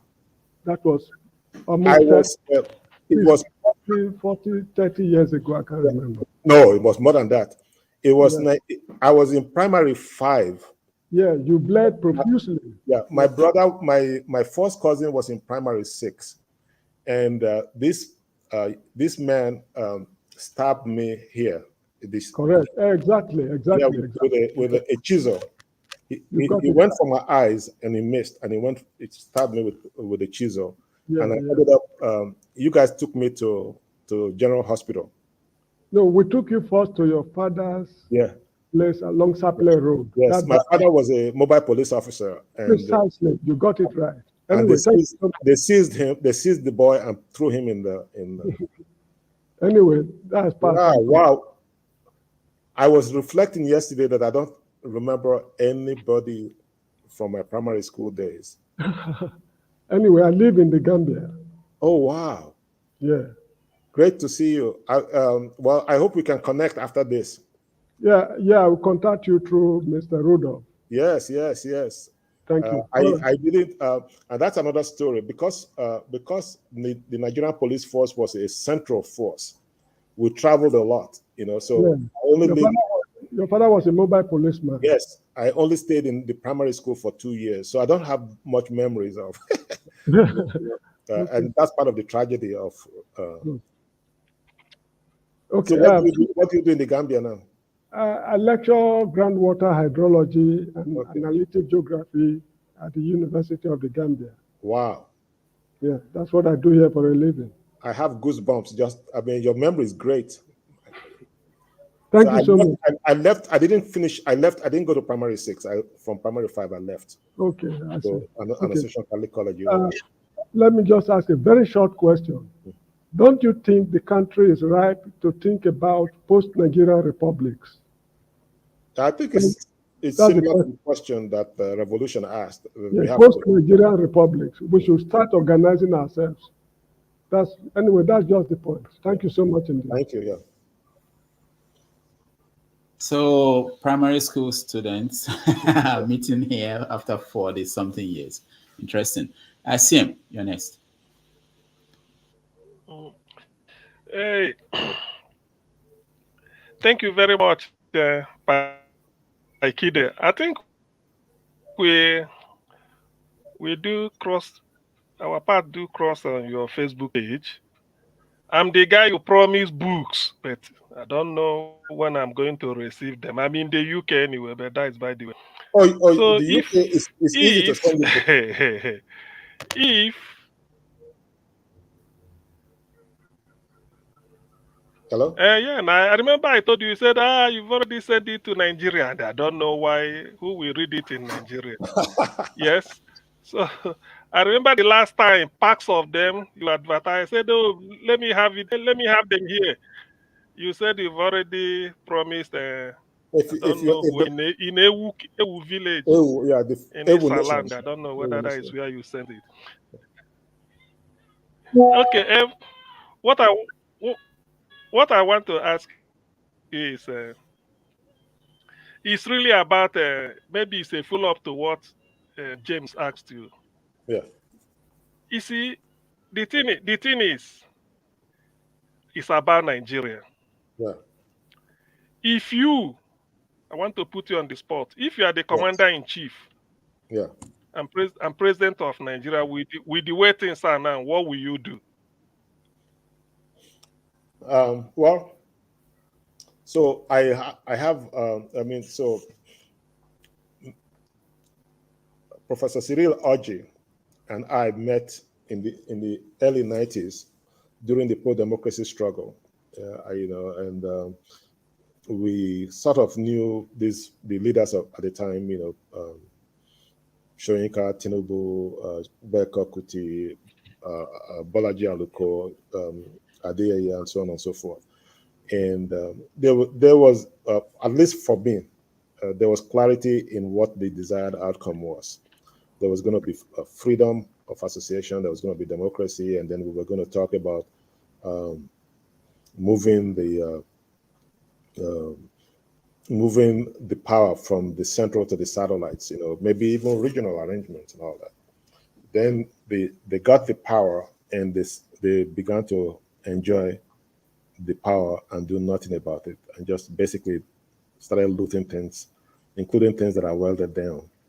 So, and Mr. Tinubu is part and parcel of this theft since 1999, from Obasanjo down to him. They've done nothing to address what we were fighting for. So what you are asking is an academic question. I mean, he's been, if I had been Obasanjo from and the pro-democracy movement in 1999, I would have been doing, as a part of a team, doing the work of changing things from the central power to the satellite. And that none of that has happened. If you look at all of our institutions, the police, the public institutions, the police, education, and so on and so forth, not much has changed since the cash and carry days of colonial power. The Nigerian police force, which my father was part of, was designed to conquer, to oppress, and it's still the same way it is now.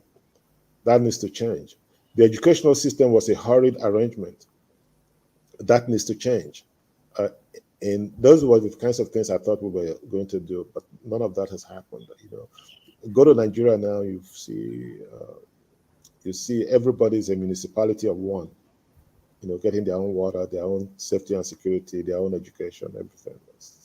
So that's what I would have done. That was my expectation, that we were going to make changes to people, but that didn't happen.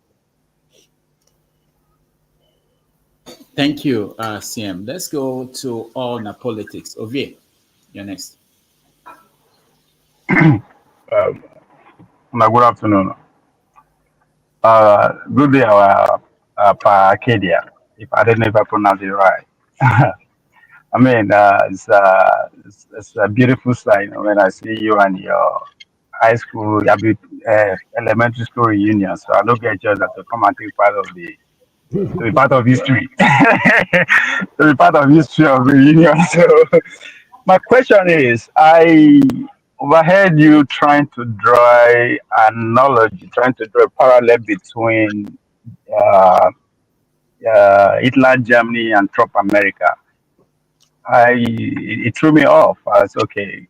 Is there something that I'm missing? Because Hitler Germany and Trump America is pretty much heaven and hell, in the sense that since when German lost the First World War, pretty much the whole world, quote unquote, blamed German for that, and they went hard on them, trying to imposing fine and everything. So, which pretty much crushed the economy. They went from 4.6 mark to $1 to 4 trillion to $1. Both the poor and the rich are pretty much hopeless. And that's what the message of Hitler resonated with the people. But coming back to America, this is pretty much heaven, and there's no comparison between two of them at all. When you are trying to draw that comparison, is it because you are a staunch Democrat and you are trying to make a narrative, or is there really truth to what you are trying to Tell us. It's a great question. So I came to this country in 1982, and I have given everything that I had. I came in as a young warrior, and America has taken everything that I have plus more, and of course paid me in return and all that stuff. I have joked that I am an expatriate on long-term loan to America, and I'm not alone. Literally for the most part, every one of us comes to this country. We come in peace, and we contribute. This country was built by immigrants, and it's been a nation of immigrants. The only difference now is that the kinds of immigrants that we are talking about are immigrants that look like me and you, immigrants of color. I am very, very invested in narrative, as you know. What people say about you, what people say to you, they define you. And if Trump wins the battle, it is because he has frightened white America enough about us. He has described us in ways that are frightening, not only in words, but in graphics, in pictures, and everything. He has said all sorts of things. We eat dogs, we eat cats, we eat this, we do that. And he has said, if so-and-so wins, this country is going to be a shithole. I was visiting Baltimore yesterday with a friend of mine who is an arts patron and an education patron. Came to see me from was visiting New York, and so he came by train to Baltimore, and we had lunch, and he was saying, "This is Baltimore." I said, "Yeah, it's Baltimore." I said, "How much are homes?" I said, "Well, a townhouse around here will be like $1 million." And he says, "Well, that's not what I understand. It looks a lot more diverse." And I said, "Well, there are parts that you go to, it's black. There are parts you go to, it's white. There are parts you go to like this." So we've got to be careful how we respond to what people say about us. I think that, like I said, it is one thing to have different ideological approaches to politics, but it should be from a place of equity and equality. When Mr. Trump goes around saying that he has, and he has said it, he has the right genes, the superior genes, and so on and so forth, he's saying things about you. When he says that somebody of Miss Harris's caliber, a daughter of 2 professors, an accomplished lady herself, is dumb, and he's not dumb. He's talking about you. So we could agree about a choice on abortion, no abortion, this or no this. But what we must we can disagree, but what we must agree upon is that nobody should ever look at us and say we are subhuman beings that can be morphed. That's where I'm coming from. All of these things you're saying, if you read Moller's poem, it happened in Nazi Germany. They were coming, no, it won't happen to us. It won't happen here, it won't happen. Then it happened. So it will not happen, it might not happen in America because we will be vigilant. But the kinds of language that I'm hearing right now is scary, and you should be concerned about it. Yeah, I am concerned because he's not speaking for himself. He's speaking for the totality of America, because there's no difference between Democrat and Republican when it comes to party affairs. So if we are so concerned about Trump because of his rhetoric, then we should be concerned about the whole white America because he's not speaking for himself. Well, I think if that's what you want to, if that's what you want to say, anyway. I think you probably didn't hear me when I was saying that this is not about Trump. It is about the people, right? It is about the people who really are scared of the other side. So I use the analogy of a jersey game. You line up behind your captain and you fight because you want to defeat the other side. So it's not about Trump necessarily. He's just taking advantage of the anxieties that are out there. And you're looking at me. I came to this country through a place called Oxford, Mississippi. And I went to school at Ole Miss. Google it. Ole Miss was at the center of the civil rights struggle. Talk about a scary place. If you've never seen the KKK at night, when you are driving a car that's about to break down, a car that you bought for $200, it's about to break down in front of the KKK at 2 a.m., then you will never understand where I'm coming from. I was the third Black MBA student ever in the history of that program. And I was there when the first Black cheerleader was. These are very serious issues that should concern us. Yeah, I'm just concerned that we are narrowing it to Trump. It's bigger, it's more than Trump. You're right. You're right. It's not about Trump. You're right. It's about half. It's about white America, literally. Let's just be honest about it. And what they think about us and what they think about. I mean, it's all, you think about it, the issues that are coming up, immigration, urban cities, everything that they talk about is just proxy for those other people that are coming. Rudolph, can I do a minute break? Okay. All right. So we'll take a break. When we come back, we will continue the conversation with Pa Ikhide. I will give you guys a chance to ask a second question if we don't have new people who are in the studio with their cameras on that want to ask questions. So let's take another break and we'll be right back.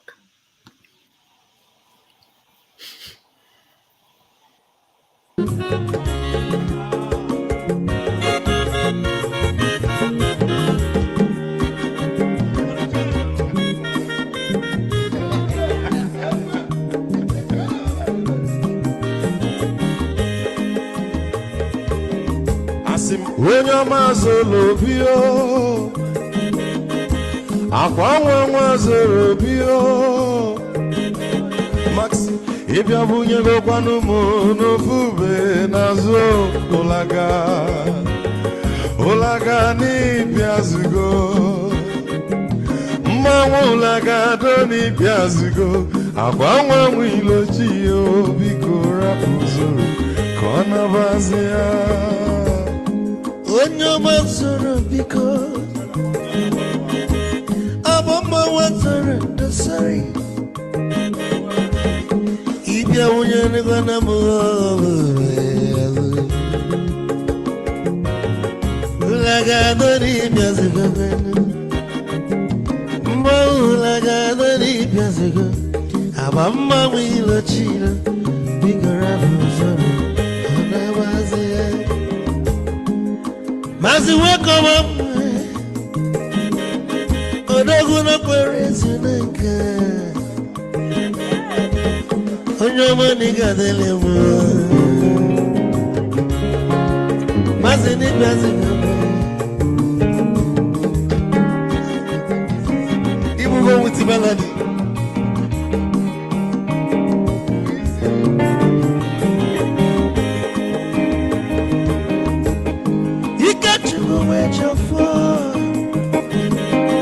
Odogu na chala noka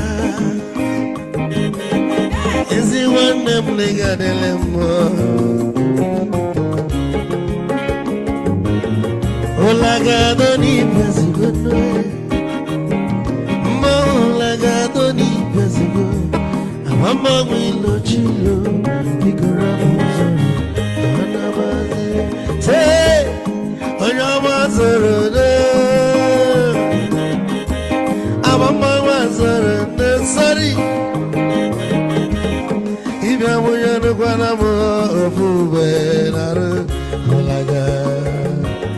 Mulaga doni biazugo Nazaboy Mulaga doni biazugo Amama wilo chilo Biko rapuzoro Anabazi Odogu kenenu mikechofo amakwa m n'ike agụgọ gị weli igwe kwelu ike ji ọbọbịa bebe gị igwe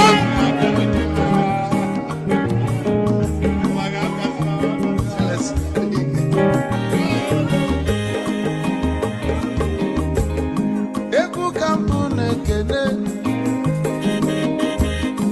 ọmọgọ ndị nsọ Chukwu Emeka Lumo ike Chukwu na-egaji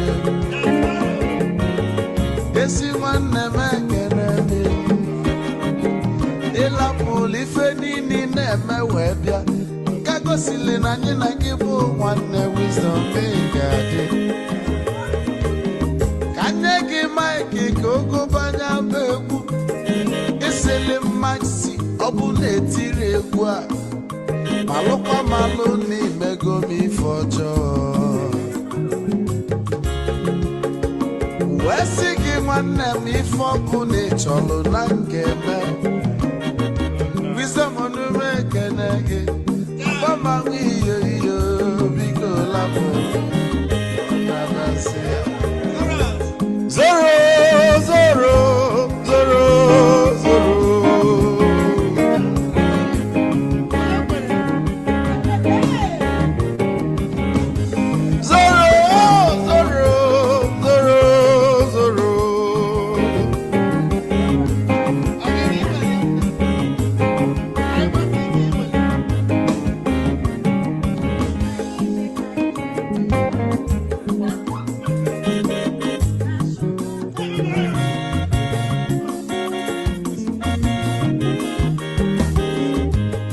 Geduru joy na bugwu Hausa Sokoto Ujembe Nwilo anụ solo nwe ma n'ọfịa na-ara onye nwụrụ ozi.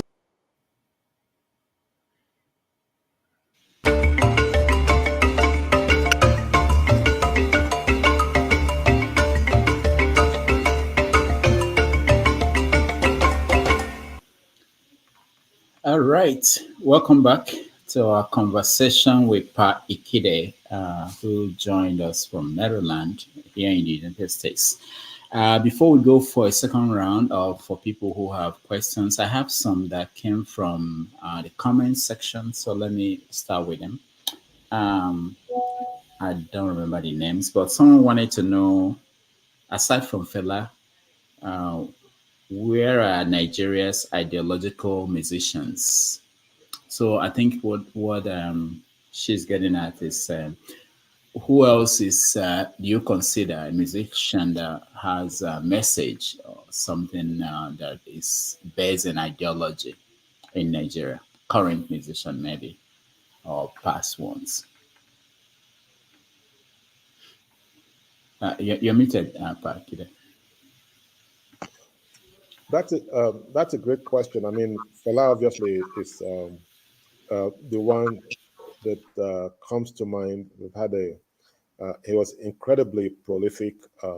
He highly educated, thought about a lot of this stuff. And by the way, when they talk about Bronner doing collaborations, he was really doing collaborations based on an ideological bent. You know, he had African Americans come in to play with him, and remember, I think it was Upside Down,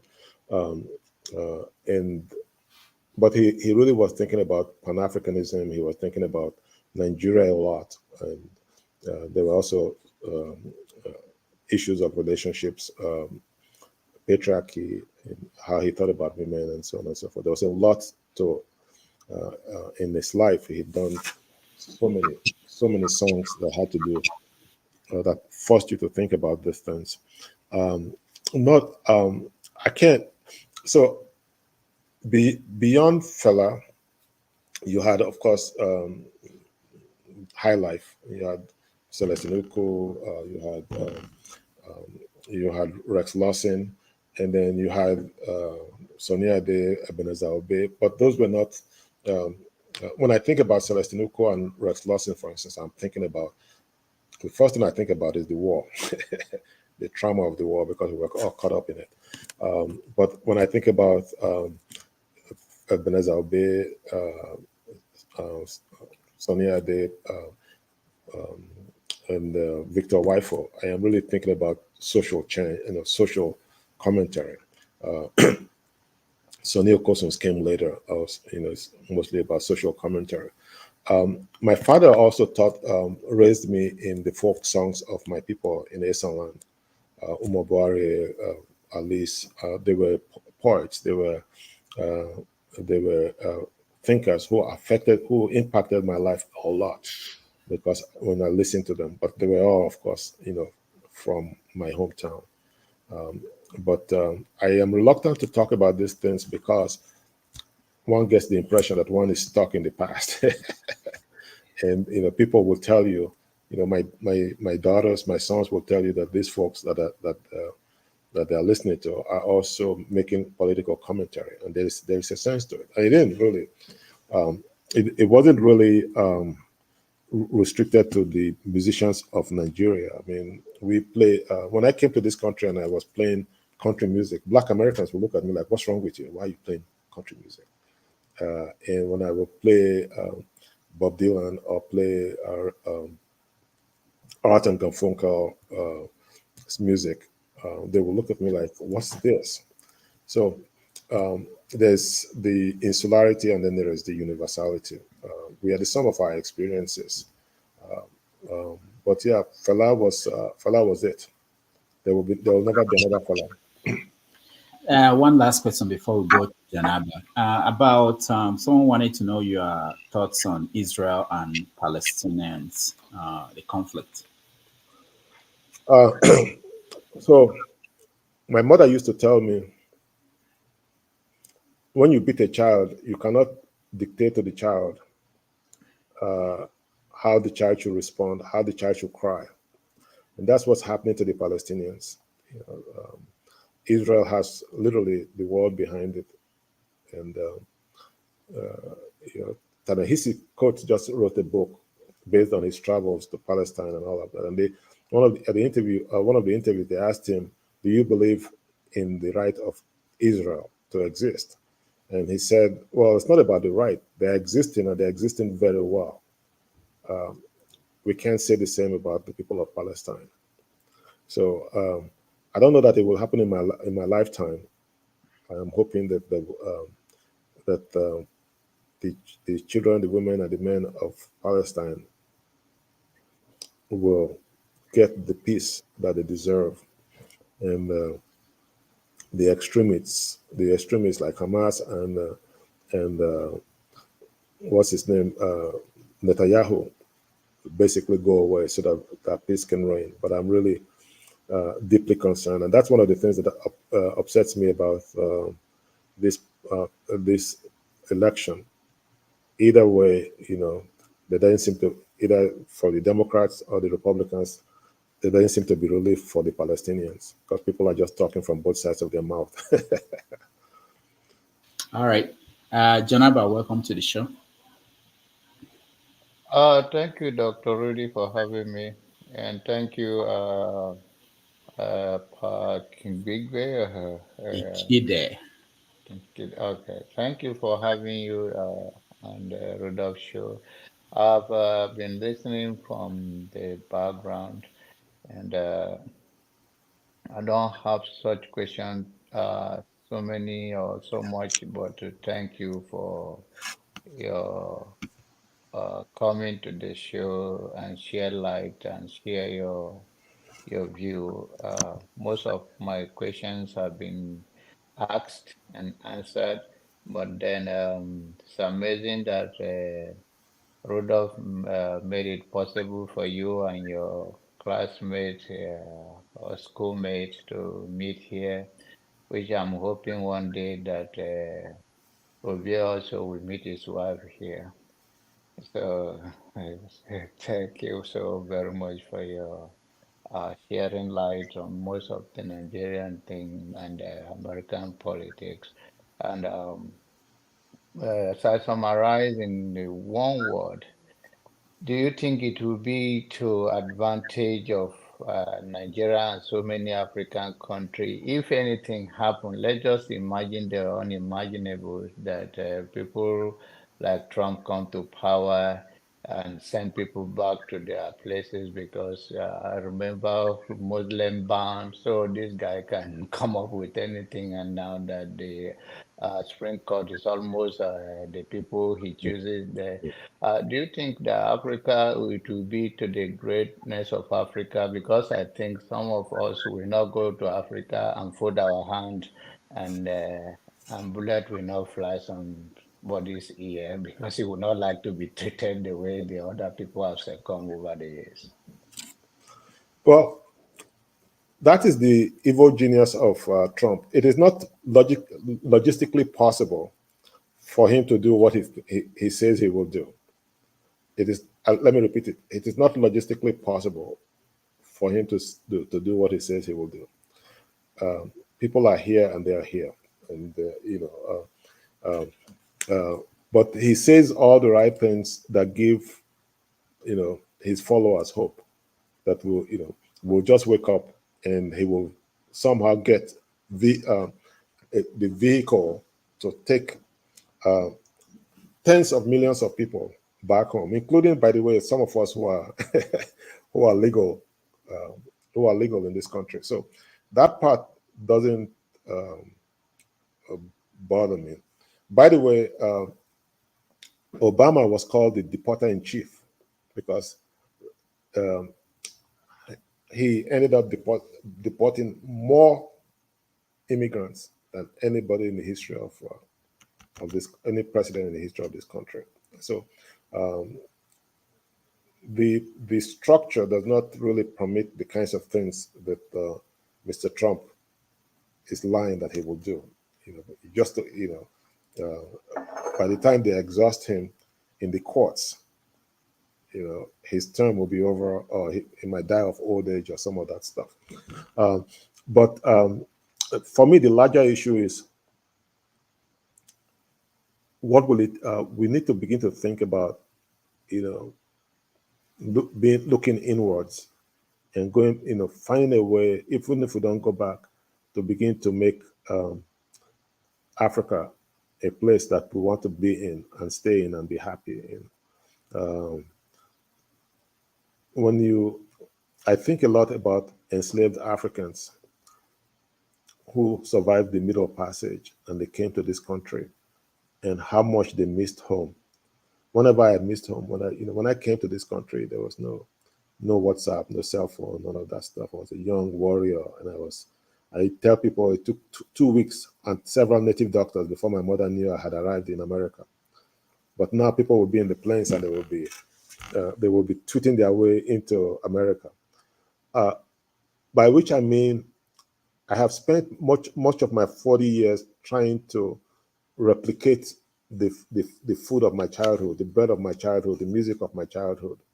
And whenever I visit home, I really don't want to come back to visit America again, because, it's as if I'm at peace spiritually, and I don't want what happened to us to happen to generations after this. I don't know about you, the beer doesn't taste the same here. The bread doesn't taste the same. The goat meat is not the same, and then when you go back, I start smiling like you are smiling now, like, man, I'm at home. And then when it is time for my flight to return, I start crying like, oh God. It's like purgatory. Everything is there, but it doesn't taste right, there was a reason why we were born there. We were meant to be there, and we are here. And money is not everything, money is not everything. We are in these beautiful homes, but we are unhappy because the spirit is not here, But our children that were born here, they're different. They're Americans. But, I will stay here another 100 years, and I would always regret the fact that I am dislocated from. And if there's some kind of trauma that forces all of us to go back and deal with our issues, fine, so be it. But I don't think Trump is just full of BS. He's not going to be able to do the kinds of things that he just wants to win an election. That's all. And he wants to avoid prison also, because his best bet of avoiding prison is to become president at this point. All right, thank you. Let me give Chief Oji, another chance if you have a question too for Pa Ikhide.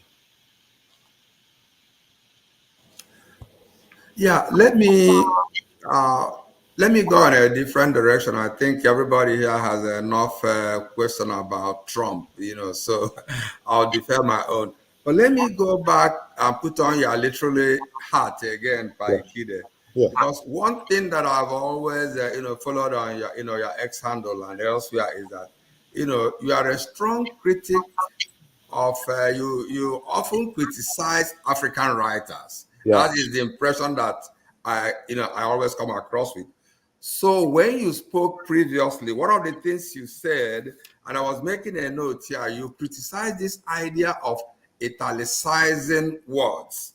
You used an example of egusi, that if we write egusi, we italicize it. I have two counterpoints there. First, we are writing in English. Okay, egusi is not an English word. Therefore, if you write something that is not in the language you're writing, I suspect that you should italicize. Secondly, I think one of the main ideas of a writer is to carry on your audience. So what do I benefit if I just write, speak very nice Achebe proverbs and all this, but my reader doesn't follow, my reader doesn't understand? Am I not limiting my audience? Thank you. Well, so many years ago, I observed and I wrote this, later I found academics basically took my ideas and they created a scholarly work behind one of their journals. And I said, Achebe was writing and you will be reading and you will think you were reading in Igbo. It was just a stroke of genius that he would write. And you would think, man, you are just immersed in his language.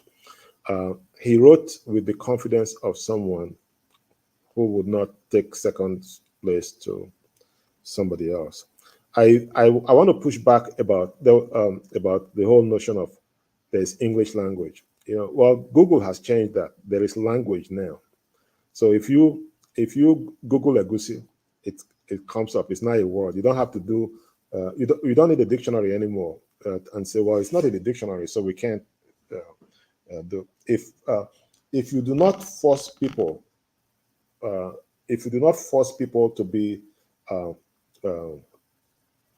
to be in your world, if you do not excite people enough to be in your world, they will never be in your world.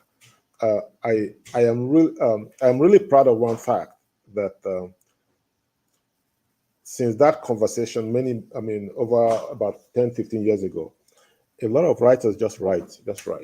They don't italicize egusi. They don't try to explain things, and people are reading them and just doing what I did when I was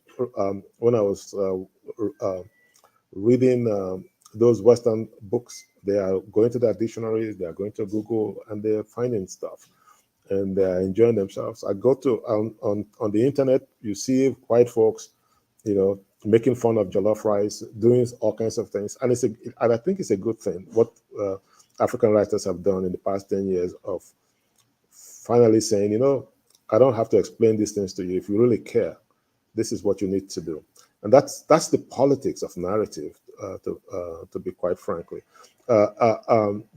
When they were writing, for us, they were not writing for us. They wrote for themselves. When you read Oliver Twist, they were not writing for this young man that was in an essential called Ayittey. They were writing for themselves, and I had to figure out what crumpets were. Oliver Twist loved crumpets. It seemed like something really nice that I could enjoy. In all my life in Iran, in Isham, I wanted to eat crumpets. And then I made this friend in London, and I said, you know what would be nice? I would love to eat crumpets. She says, really? And she sent them to me. They were the worst tasting English muffins I'd ever tasted in my life. But all my life, I thought, man, but that's the power of narrative, you know, to get it over. Why do you have to explain Oporoko to anybody? You know, they take time to Google it. Once they learn it, they won't learn. They won't Google it again another time. So I'm really steeped in the politics of narrative, and I really believe that if you don't force them to be, if you have to explain it to them, then you have failed. You know, again, remember what Achebe said. You know, do not something about do not worry that we might speak in English, but we intend to do unheard of things with them. And some of the things, even the English that we've mangled, they've converted them to, I mean, severally. We were using severally in the wrong ways. Now they say in the Nigerian parlance, severally means several. I think that's a triumph. Now, thank you. Just to add to that, I think if you look at Afrobeats, how they've been able to speak Yoruba and speak Pidgin, everybody around the world, they are singing it. And I ask Americans, what is this saying now? You are singing this song. What do you understand? And they try to explain to me what they understood. They don't apologize for speaking in singing in Yoruba or Igbo or their local Pidgin English. All right, let's go to Flagship. I'll come back to people who have had a chance to. Thank you, Rudolph, and good afternoon to you. Good afternoon to our guest, Pa Ikhide. It's good to see you, and to the rest of the panelists and the viewers, good afternoon. I want to ask your thoughts on a question that I believe may be out of topic, but I just wanted to see what your thoughts are. And it's bordered on the relationship between the U.S. and Nigeria specifically. Right now, the U.S. is building its largest embassy in the world in Nigeria, and they've invested quite a huge sum of money. I think from the last that I checked, it's over $500 million right now in erecting that embassy in Lagos.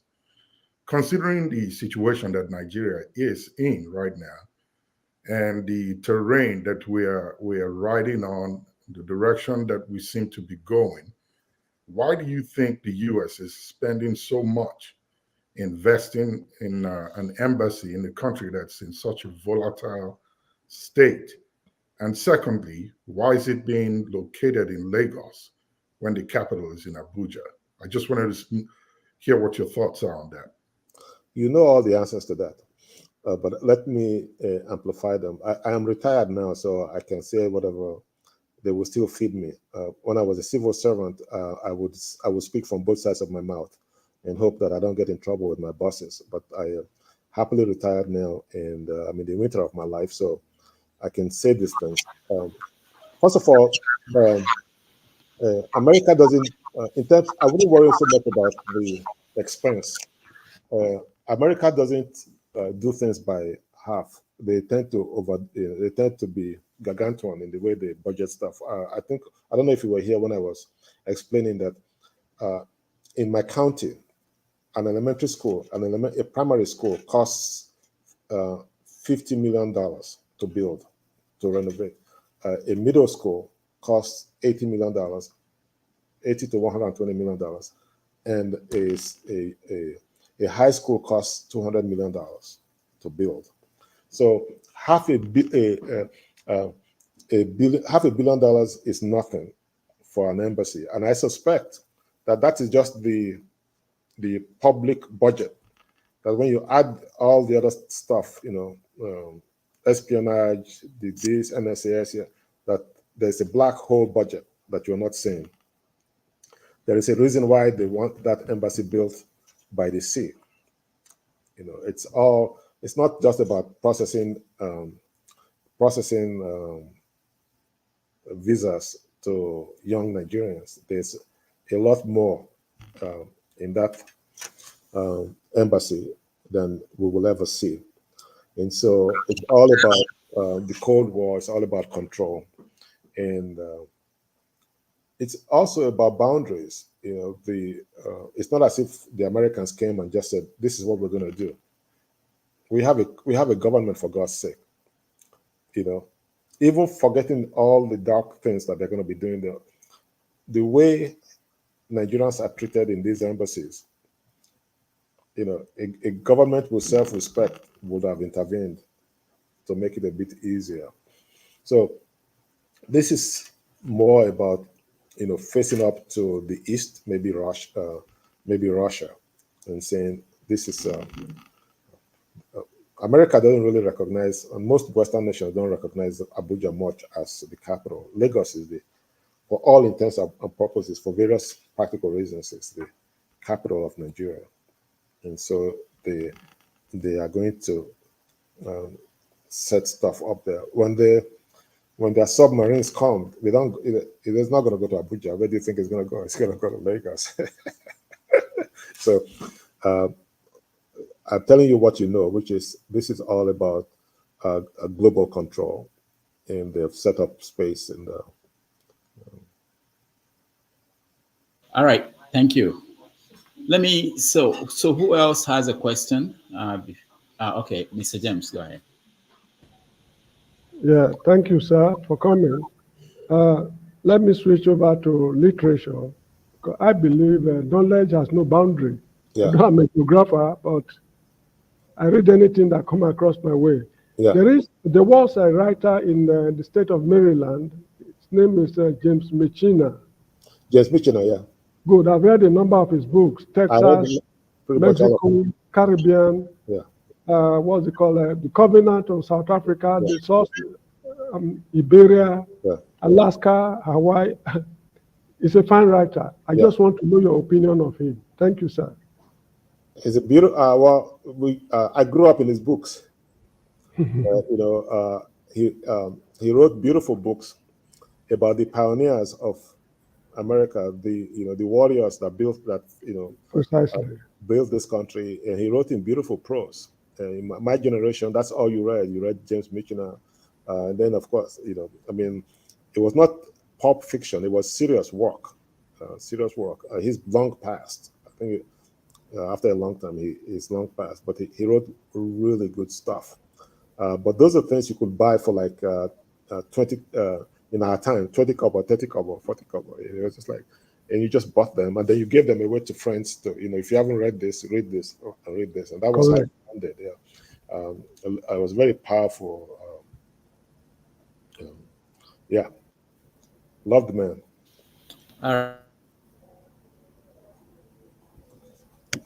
You are muted. So please, good night, everybody. All right. Thank you. Good night. Thank you so much. Stay in touch. Okay, Pa Ikhide, you mentioned what musicians did to survive the changes in technology and everything, and you talked about writers. Is there anything that writers in America or in the West they are doing to survive that writers in Nigeria or Africa are not doing? Well, they are surviving from a place of privilege. That's an easy. The first thing they do is many of them have real jobs, if you notice, because the society gives them the opportunity to have real jobs. College professors. Some like me. If you consider me a writer, I worked for almost 40 years in the civil service, and I would write in the evenings or before 9 o'clock. And so there were always things you could do that kept you going, so that in the winter of your life you had qualified for Social Security and all of that stuff. And then the structure allows you more flexibility to think about this things. You don't have to worry about a lot of things that your counterparts worry about in Africa. The stability of utilities, for instance, this security, and the kinds of fights we have in terms of politics is nothing compared to the fights our writers have in in Nigeria. I mean, in a democracy, think about the writers that have disappeared in Nigeria, never to be seen again. You know, that can't happen here. And so they have the privilege. Privilege should be a civil right for everybody, especially for creatives. They have the privilege to be able to write. And then, and there's still a market. There's still a market here, even if it's a niche market. People are still buying. You know, my generation and above, they're still buying books. You know, in enough quantity for you to survive. And that's why, I mean, you think about Achebe, Soyinka, Ngũgĩ. Without the West and the generosity, they'll be dead. They'll all be dead before their time. It's because of the privilege that the structure, the system here gives people. I told myself I would never, that it's my desire never to write a book, because I wanted to be an open book. I wanted people to be able to read me every day.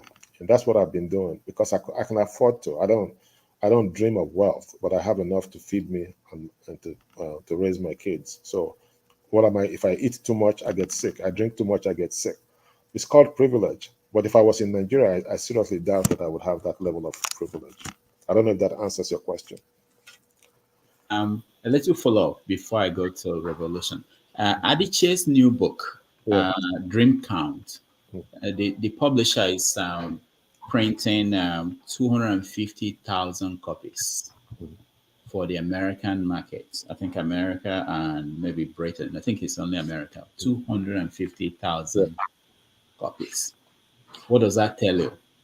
Well, the copies are all gone because I'm one of the pre-orderers. So the copies, I'm serious. The copies are, by now, I'm sure the copies are all gone, including her haters. You know, she got into, you know, some political firestorm over, you know, transgender rights and all of that stuff. You know, people will buy the book to say, "Oh, look, it's a terrible book," and people will buy the books. So there's a huge market for it there, and deservedly so. She, you know, I think she's a great writer, and if the book comes, I will read it, or I will get my niece to read it and give me a summary of it. But she can live off of books, and off of engagements related to her books, but she couldn't do the same. Maybe in another 5 years, she will find a Nigerian publisher that will publish the book for, you know, 5,000K, 10,000K, I don't know. But when the book was announced, there was a lot of excitement, and the first thing I did was to go to Amazon and pre-order the book. So what does that mean, that writers should not really complain? They should just be good, be as good as Ayittey. You'll be okay. I don't know, what does that even mean? I mean, there are writers just as good as her. I mean, there's no shortage of good writers here. It just depends on I wouldn't say luck. It depends on the circumstances of your being. You know, she's been incredibly resourceful, incredibly smart in how she's managed herself.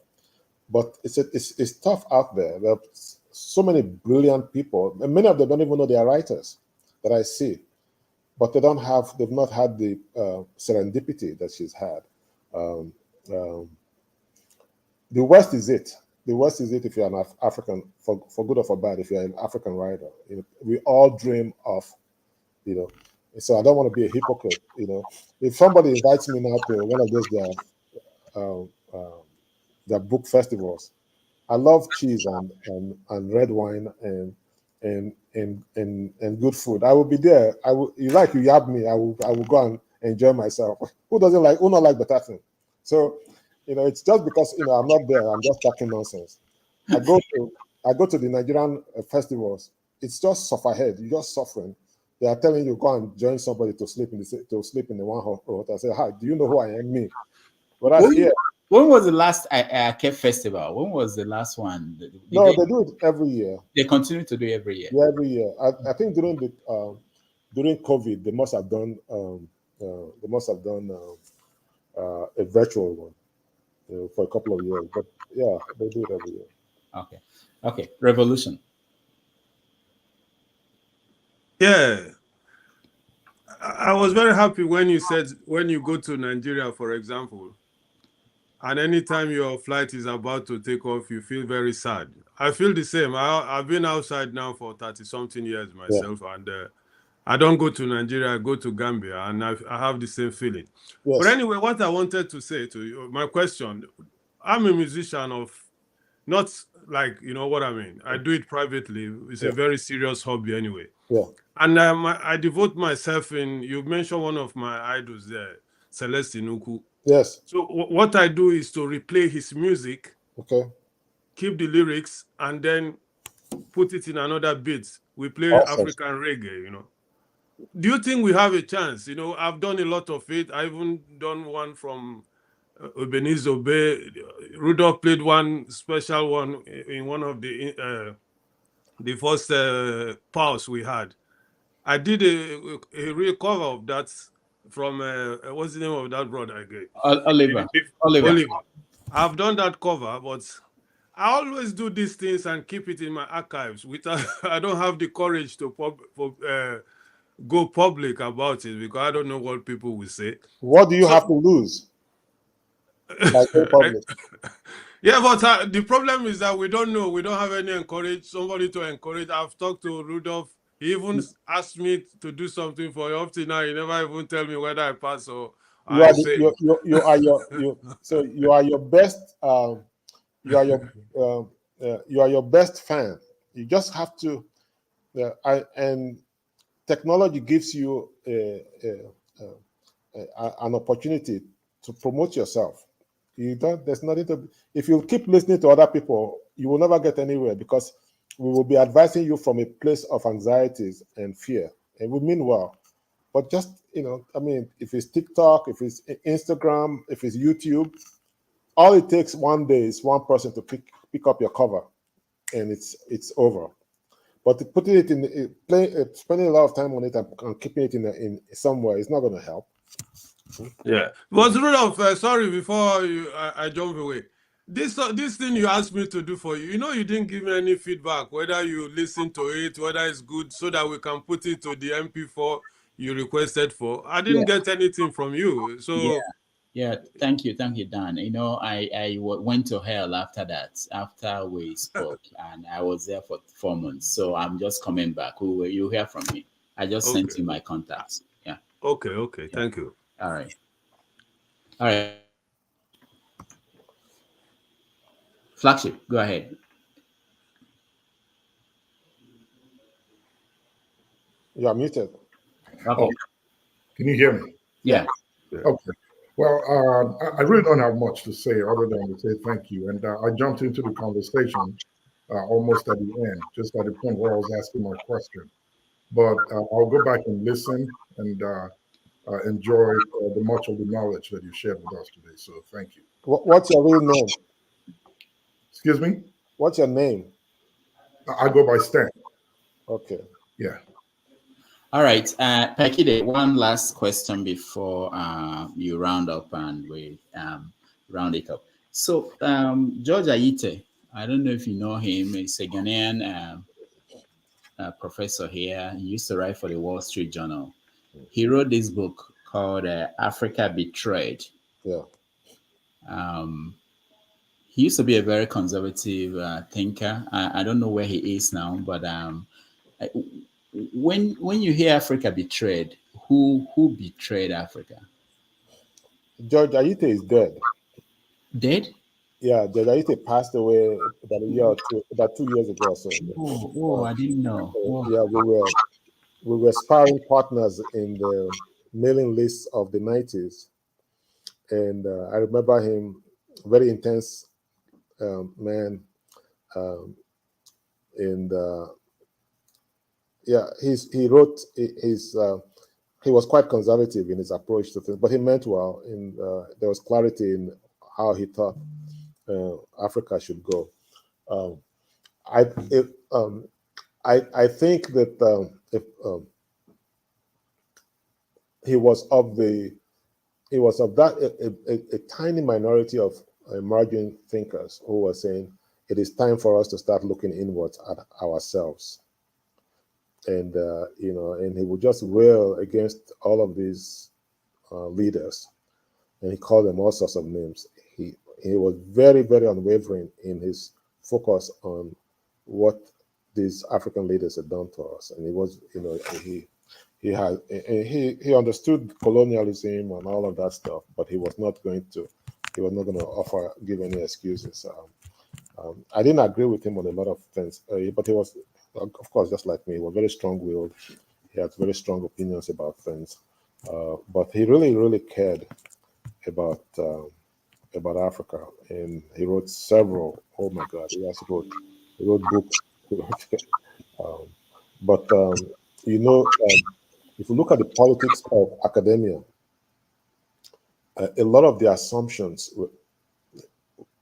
just make colonialism, apartheid, make our former oppressors responsible for everything. There's a whole schools of thoughts about this thing devoted to blaming folks, as they should. But we tend to be given, they tend to cut our own Black leaders and our Black thinkers slack. And I think our emancipation will come when white folks, especially liberals, begin to see us as human beings, not just cute people, as human beings that can be held just as accountable as their white counterparts. It really breaks my heart that as vile and as contemptuous, as horrible as Donald Trump is, he has not done as much damage as the Obasanjos of our lives, and the Tinubus of our lives. One of, Soyinka left America in rage when Trump became president the first time. And this time around, he's saying of Tinubu, he won. So the white folks must hold us accountable. We must hold ourselves accountable to the same degree that our white counterparts are held accountable. But we are very far away from that. Obasanjo is out in public flogging women, chasing his wife with a knife, and not to give him flowers, but to do something nefarious. But when he shows up at these literary conferences, they are taking selfies with him. Then you see Trump, and you're saying, Trump is a horrible person. Trump, if Trump chased a cat with a knife, he would be in prison. So those are the things that really make me sad. That we have a long way to go, and precisely because we have not learned how to hold ourselves accountable. For 20 years, I have been begging the NNLG Prize people, open your books. What do you spend $1 million on? Why do you do this? They go, stop. Is it your money? We don't owe you anything. The mayor of Chicago spent $80,000 on the first lady's his wife's office out of a $17 billion account. That is a major issue now. He's holding press conferences explaining himself. He didn't steal the money. They're saying, why would you do this when you have a deficit problem? $80,000 is 0% of $17 billion, don't you think? That is how to make progress in this life. We are letting ourselves get away with whatever. And we need to move past that immediate post-colonial paradigm to one where we take ourselves seriously as human beings. All right. Thank you so much, Pa Ikhide, for joining us today. We really appreciate your time. All right. You all stay in touch. All right. So we take a break. When we come back, we will do a review. And thank you all for hanging in there.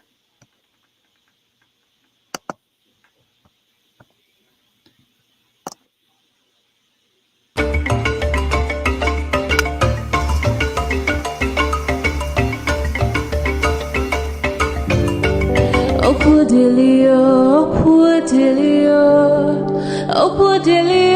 nyekelaniyo. Olisamalugo mkoyene menenua.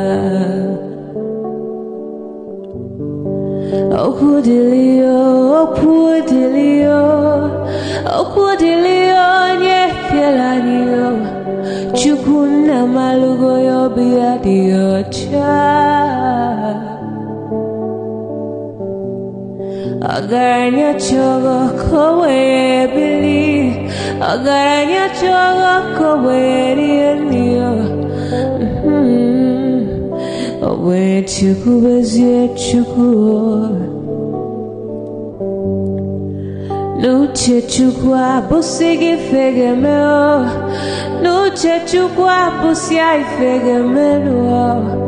Nifo solo ne asi alibazie. Oboye bebe agaranya muliba. Oboye wuru agaranya mebibe solia. Mano agaranya wa. Oboye afyozie nipakwa. Agaranya chogo kowe bili. Agaranya chogo kowe rienio. Oboye chikubezio lisa. Kodili ma kodili bemo. Kodili wakema kodili wanima. Naino kwane we beluge beluo. Kodili ma kodili bemo. Kodili kemo kodili heyo. Ibedwe me wane nikadie zibohimo.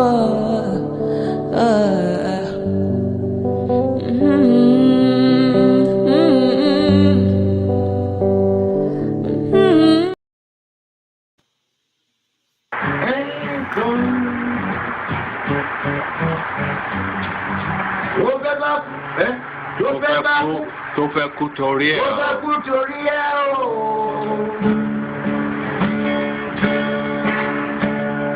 Ọwọ́ ẹni ló ti ṣàánú kọ́. Ayé la bá, ayé la fi sílẹ̀ sí. Lọ́nà èyí yóò.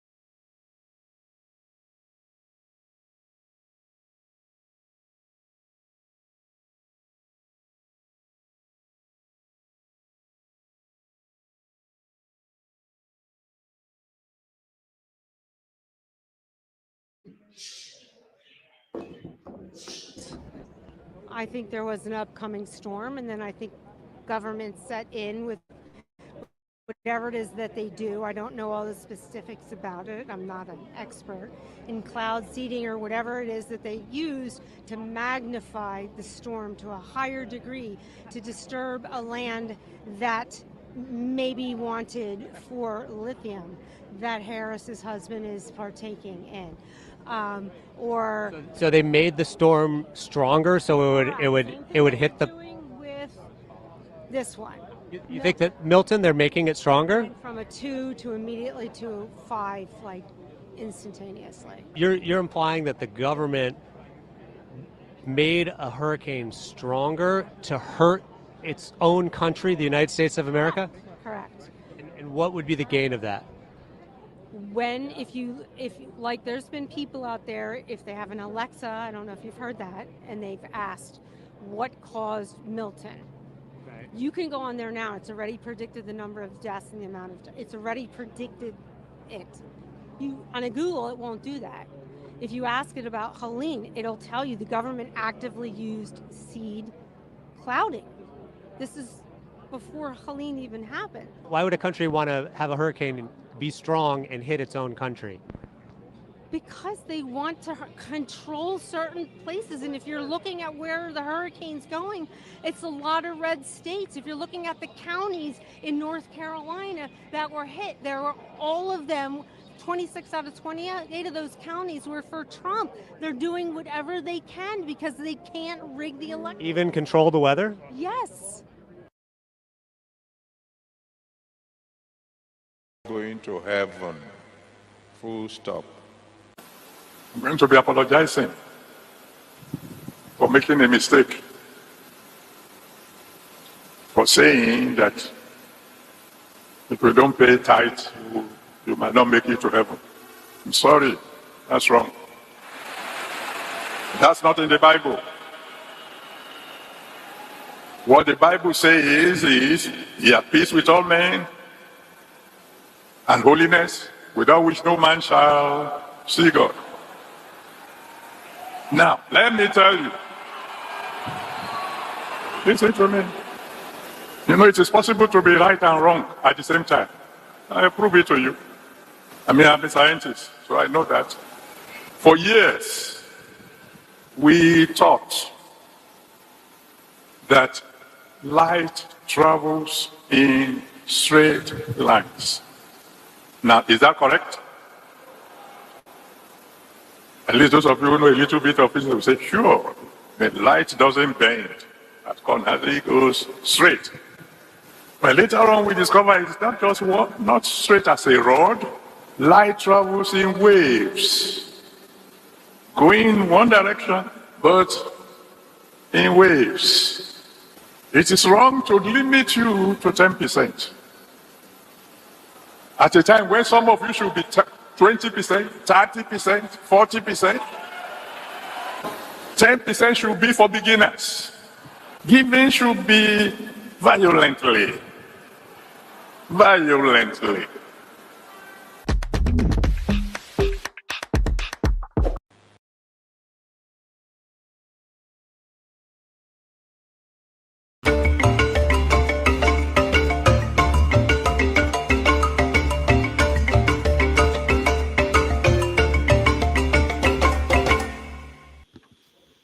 All right, welcome back. We have about 30 minutes to round it up. So I want to get feedback from people who watched Isonomy and Flagship. Also, Flagship. Well, thank you. Like I said initially, I joined the conversation at its tail end. But the reason I asked that question is I was having a conversation with a friend who actually is in the Marines and has worked in Lagos before, actually in Nigeria, both Lagos and Abuja at the embassy. And he posed the question to me, do I know why America is building its biggest embassy in my country and what that stands for us Nigerians and as a whole Africa as it is? Mind you, it's the biggest in the world. What would make them want to invest so much when the country seems to be going down, although there are resources and all of that there? And it was a good conversation. And that's why I posed the question to our guest today, just to get his thoughts on it. And he gave me the public knowledge in response. And I understand that there are some things you can't just say out in public, although he said he's gracefully retired and he can say whatever he wants. But the reason I asked basically is the agitation that we have currently ongoing for secession and separation in Nigeria. Every tribe wants its own region and all of that. Seem to be a far cry from reality. It doesn't seem like it's going to happen at all, based on my conversation with this gentleman. And I wanted to know if he was going to, if he thinks in that direction or not. So I said to ask him and see what his opinion is on it. Were you thinking that it was going to, that there is a chance that Nigeria will break? I don't think so. I really do not. I don't have that opinion, because when I look at all the agitation from everybody, the Nnamdi Kanus and the rest of them that are crying out loud for separation, most especially Biafra. It seemed like it's not going to happen. That's wishful thinking from what is really happening on the ground, what we are not privy to know about. And I would want to think that perhaps the agitators or those who really think that Nigeria should split and everybody should find their way and figure themselves out should go back and really look inwards into what the real conversation is and what is going on behind closed doors or behind the curtains, so we don't waste our time and lives of young Nigerians who are still there in this fruitless and unproductive protest that ends up in death for many. Perhaps there's another way we can chart this cause and change the conversation. And in addition to that, I met Senator Warnock, one of our senators here in the state of Georgia, at the airport one time. I was going to DC on a business trip, and he was at the airport. We were waiting at the gate to board. And in our little chit chat, the 5 minutes or so that I spent with him, he picked up my accent and asked where I was from. And I said Nigeria, and he said, wow, such a great country with so much potential, but it's ravaged and being ravaged. And I asked him a question. I said, Nigeria cannot be ravaged like you think it is without the West being involved. You guys know about everything that's going on there and how the people are being impoverished intentionally by its government. And you, America, the West, you support what its leaders are doing to its people, the citizens of the country of Nigeria. And his response actually shocked me. He said, well, you know, it's in your hands, the people. If you push back, if you come up and want to take your country back, you will get it back. Now, that's a loaded response, you know. So it tells me that, yes, the West has a hand, they have the agenda and all of that. But if the people would gather themselves together and fight back, they will back off. So waiting on this government or the government politicians, so to say, to ease things and let it slide just like that is a far cry from what we're expecting. More and much need to be done to achieve the desired goal that will give the average Nigerian citizen a breath of fresh air in terms of living conditions within its own country. So there's much that needs to be done. All right. Thank you, the flagship. Let me get the view of Eagles Air. Welcome to the show. Yeah, thank you so much, Rudolph Okonkwo. Although I'll be following this segment when you have a special guest, but the reason why I didn't enjoy, I don't know what to ask him. So it's better I stay on my own background and begin to watch. That is the truth about it. So, unmute yourself. I understand. Yeah. So what I'm trying to say in effect, according to the question he asked the flagship, is that whether Nigeria will be split into 2 or into 3 or 4 or that. Anything can be possible in that country. Anything can happen in that country. But how it will happen, I don't know. Nobody knows. Because if you watch the current situation of that country called Nigeria, sometimes you'll be crying that nobody beats you, but the country itself has started beating you because of the way things are moving. If you have people back home, I ask them how they are managing. You understand that these people, they are in hell.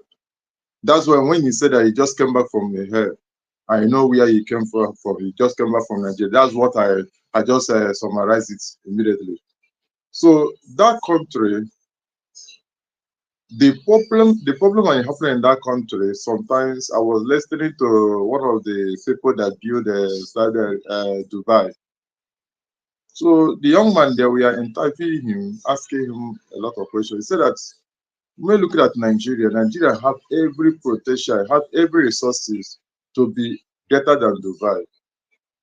But the problem Nigeria have is leadership. That when you get a wrong leadership, everything about the country has become wrong.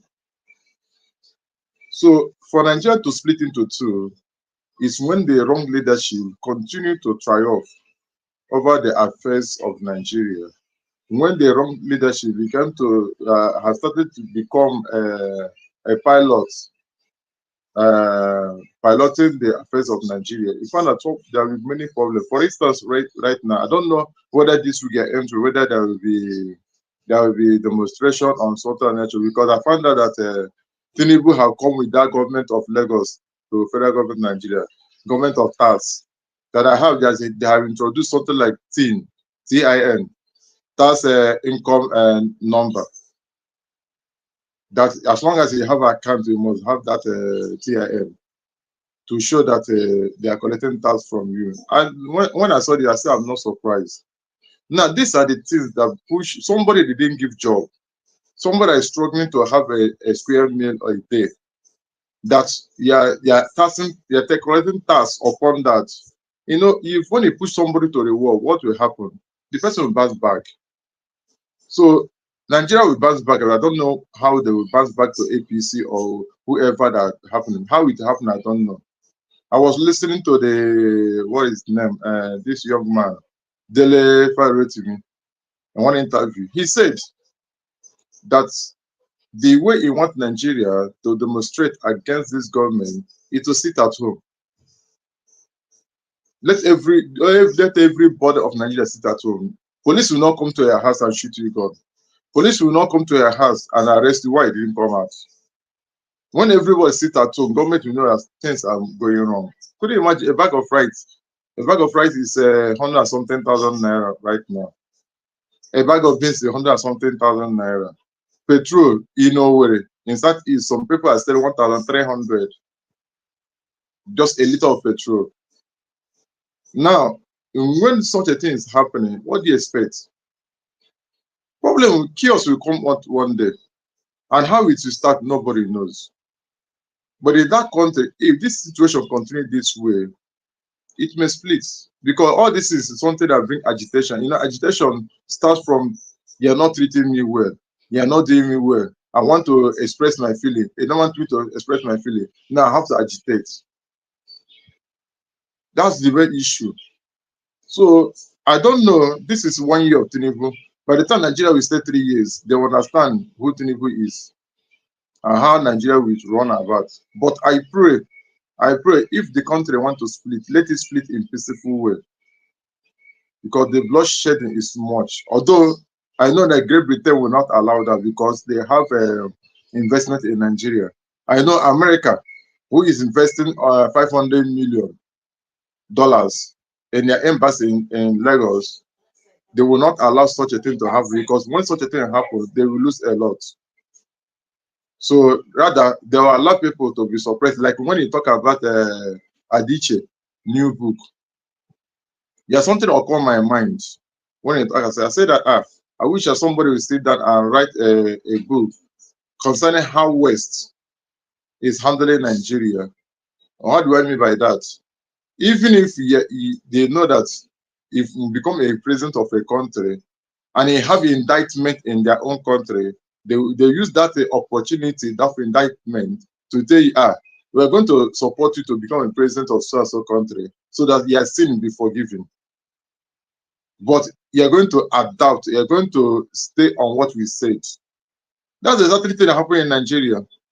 Because if there's another person that have that case, our president now, I don't want to call his name because of the program, their president have, he found out that America will come back fully to bust in that case. But because there is some secret agreement and all the rest of them, they say, okay, let this thing be forgiven. Let it be a civil problem and sort of nature.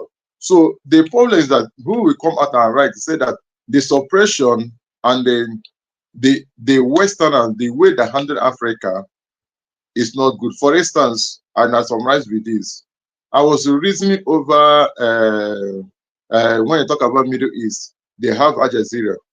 When you talk about Great Britain, they have BBC. When they talk about America, they have CNN. When they talk about France, they have France 24. When they talk about Russia, they have Aruti, Sota, and NNLG. These people, they are telling their story. Africa, who is telling our story?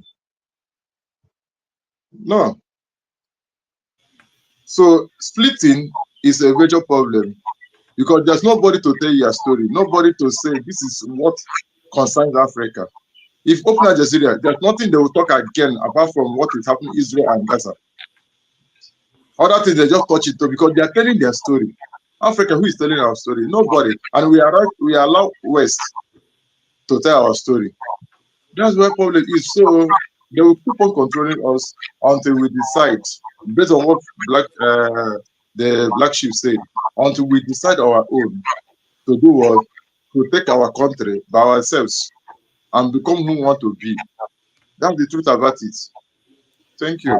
All right, thank you, Eagles Air. I wanted to mention, you talked about taxes, and I saw a story today that Enugu state government, they are going to begin to tax dead bodies in the morgue. So if you put a dead body in the morgue, every day you pay 40 Naira. So if you keep somebody there for 1 year, you can multiply it and see how much money they are going to make from your dead body. Did they give a reason for that? What's well, I think they just want to discourage people from keeping, they want more people to bury their dead immediately instead of keeping them in the morgue. Meanwhile, there are churches that are insisting that if the body is not there, they won't come and do the funeral. So sometimes policies, I don't know which one comes out first. I don't know how they work hand in hand, but those are the things going on. We will just round up. Forefathers will be here in a moment. He's going to start a new stream. Please, before you go, let's correct this thing of forefather, because the forefather does not control this panel very well. Sometimes when forefather comes, I don't come in because the thing become a noisy area. Somebody will say, okay, watch how you handle this program. Everything moving in sequence. But when forefather comes now, you will jump, flash you, and go to some person. Before you could, somebody will interject, and the area becomes so noisy. But let the thing go. No matter whatever that happens, you are in charge. You are the one controlling the panel. You are the charge of giving direction. When someone wants to interject, say, please, you mute that person. I say, let this person finish with whatever he is saying. Then after the person has finished, then what is it I have? 1 minute. Things will correct. But when everybody is talking, you know that nobody is understanding. You know, sometimes people are there to be educated. But when everywhere is rowdy, noise, and also then what are you educating people with? I hope you can stay on background and notice what I'm saying. It's truth. Thank you. So you need to be cautious and give some directions about all these things. Personally, I don't feel good about it. I'll tell the truth. All right. Thank you, Eagles Air. Just one more question for you. Someone actually asked you, do you speak Hindi? Is it Hindi? Oh, do you speak the Indian language? Tora. You try? Tora. Small. Yes, India have a lot of languages like Nigeria, and in their own languages, some states don't hear each other 100%. That's the main problem. So the one you hear is the one you speak, and their language is very hard to learn. It's not a language that just like a French. You want to learn French, then you understand that French is easy to pronounce. But when they write in Hindi here now, Hindi is the general language, as they say. When they write it here, you can't even read it out. They don't know how they do the drawing. That's the main issue.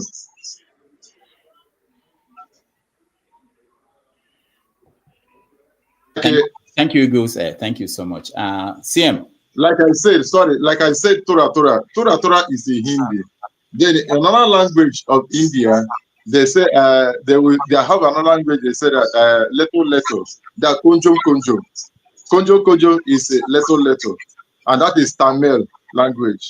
So it is other languages. Thank you, CM.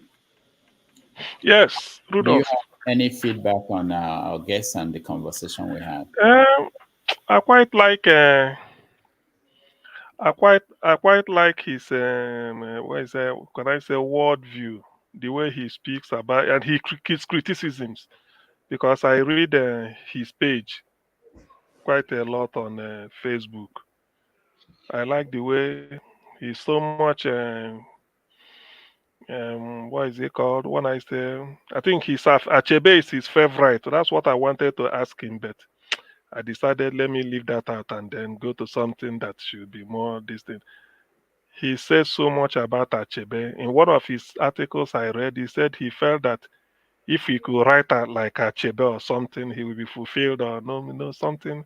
I wanted to bring it up, but I don't want something too trivial. So I quite like him as a guest.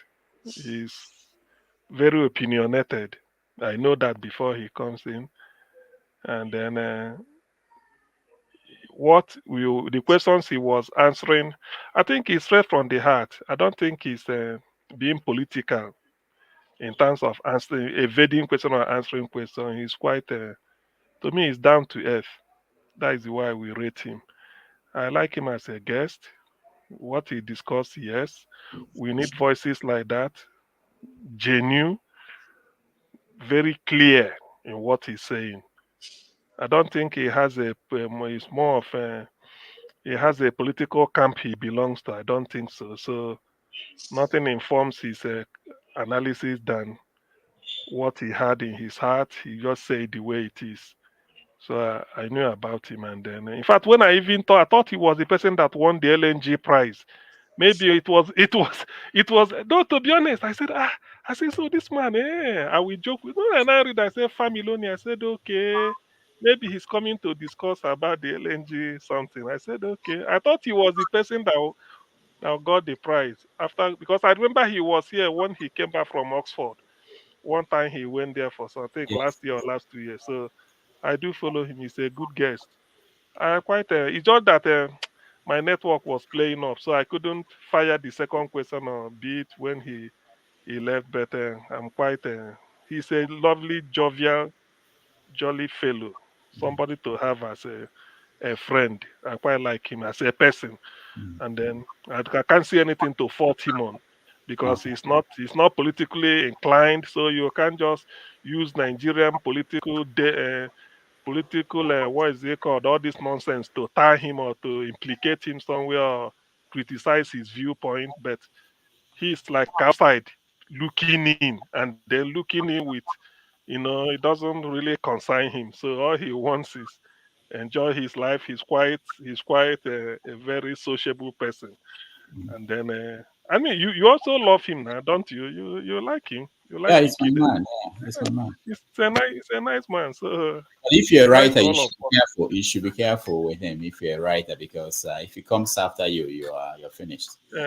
He criticizes. No, he criticizes a lot, but in the end, in fact, what I wanted to tell him in his second round before he left, let me not say it.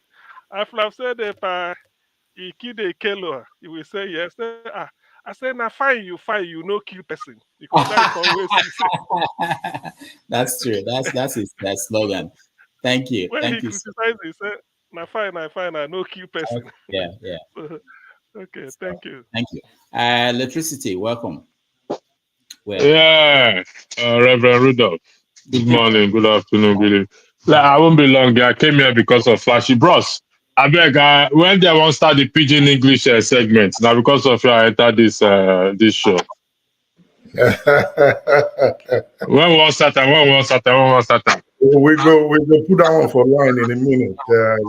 Let me get in touch. We got to. Okay, because we need to start to run out, because our people we did back for that side 1 year the Pidgin. 1 year the Pidgin English. So we'll start to the Yan Apata for here now. We say a few of our people when you get out for home say, man, when we start to yarn inside this program, so very, very, very necessary. Nobody go carry last for here. And Rudolph, it's true. You know that pidgin English. Yeah. I talked about it last Sunday. I think some people saw it and they were like, "Oh wow, so this can be done." So yeah. So we need to start to run now. We need to start to run now. All this one that they speak Igbo for years, so not be that one again. The Igbo never carry us go anywhere. No carry us go anywhere again. But we start to speak our own. I believe all these professors and that book one shop. Where the book don't carry us streets. You don't change Nigeria. Yeah, leave that matter there. All these ones there, since I say tie, they won't commit suicide.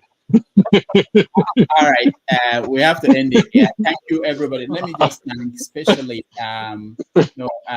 new user found. There's a new member who joined, who is joining to support this program. We appreciate you. You can be a member of join the Dr. Damage's YouTube channel. So we thank him. Ejikeme, we thank you. Igbo Basic, we thank you. And Tope, thank you so much for supporting the program. On behalf of everybody else, I want to thank all those that joined us and our guest, Ikhide. Next Sunday, we are going to bring you a new guest, interesting guest. I'm trying to wait 3 people. I have Shore on the line, and I have Adiola and other people, but I will announce that during the week. Thank you all, and we have Forefathers running a new show on a new stream. I shared the link so you can join him on a stream that is, I think he's about to start. Thank you, the flagship. Thank you, Eagles Air. Thank you, CM, and thank you, Electricity. And I'll see you guys next Saturday. Take care.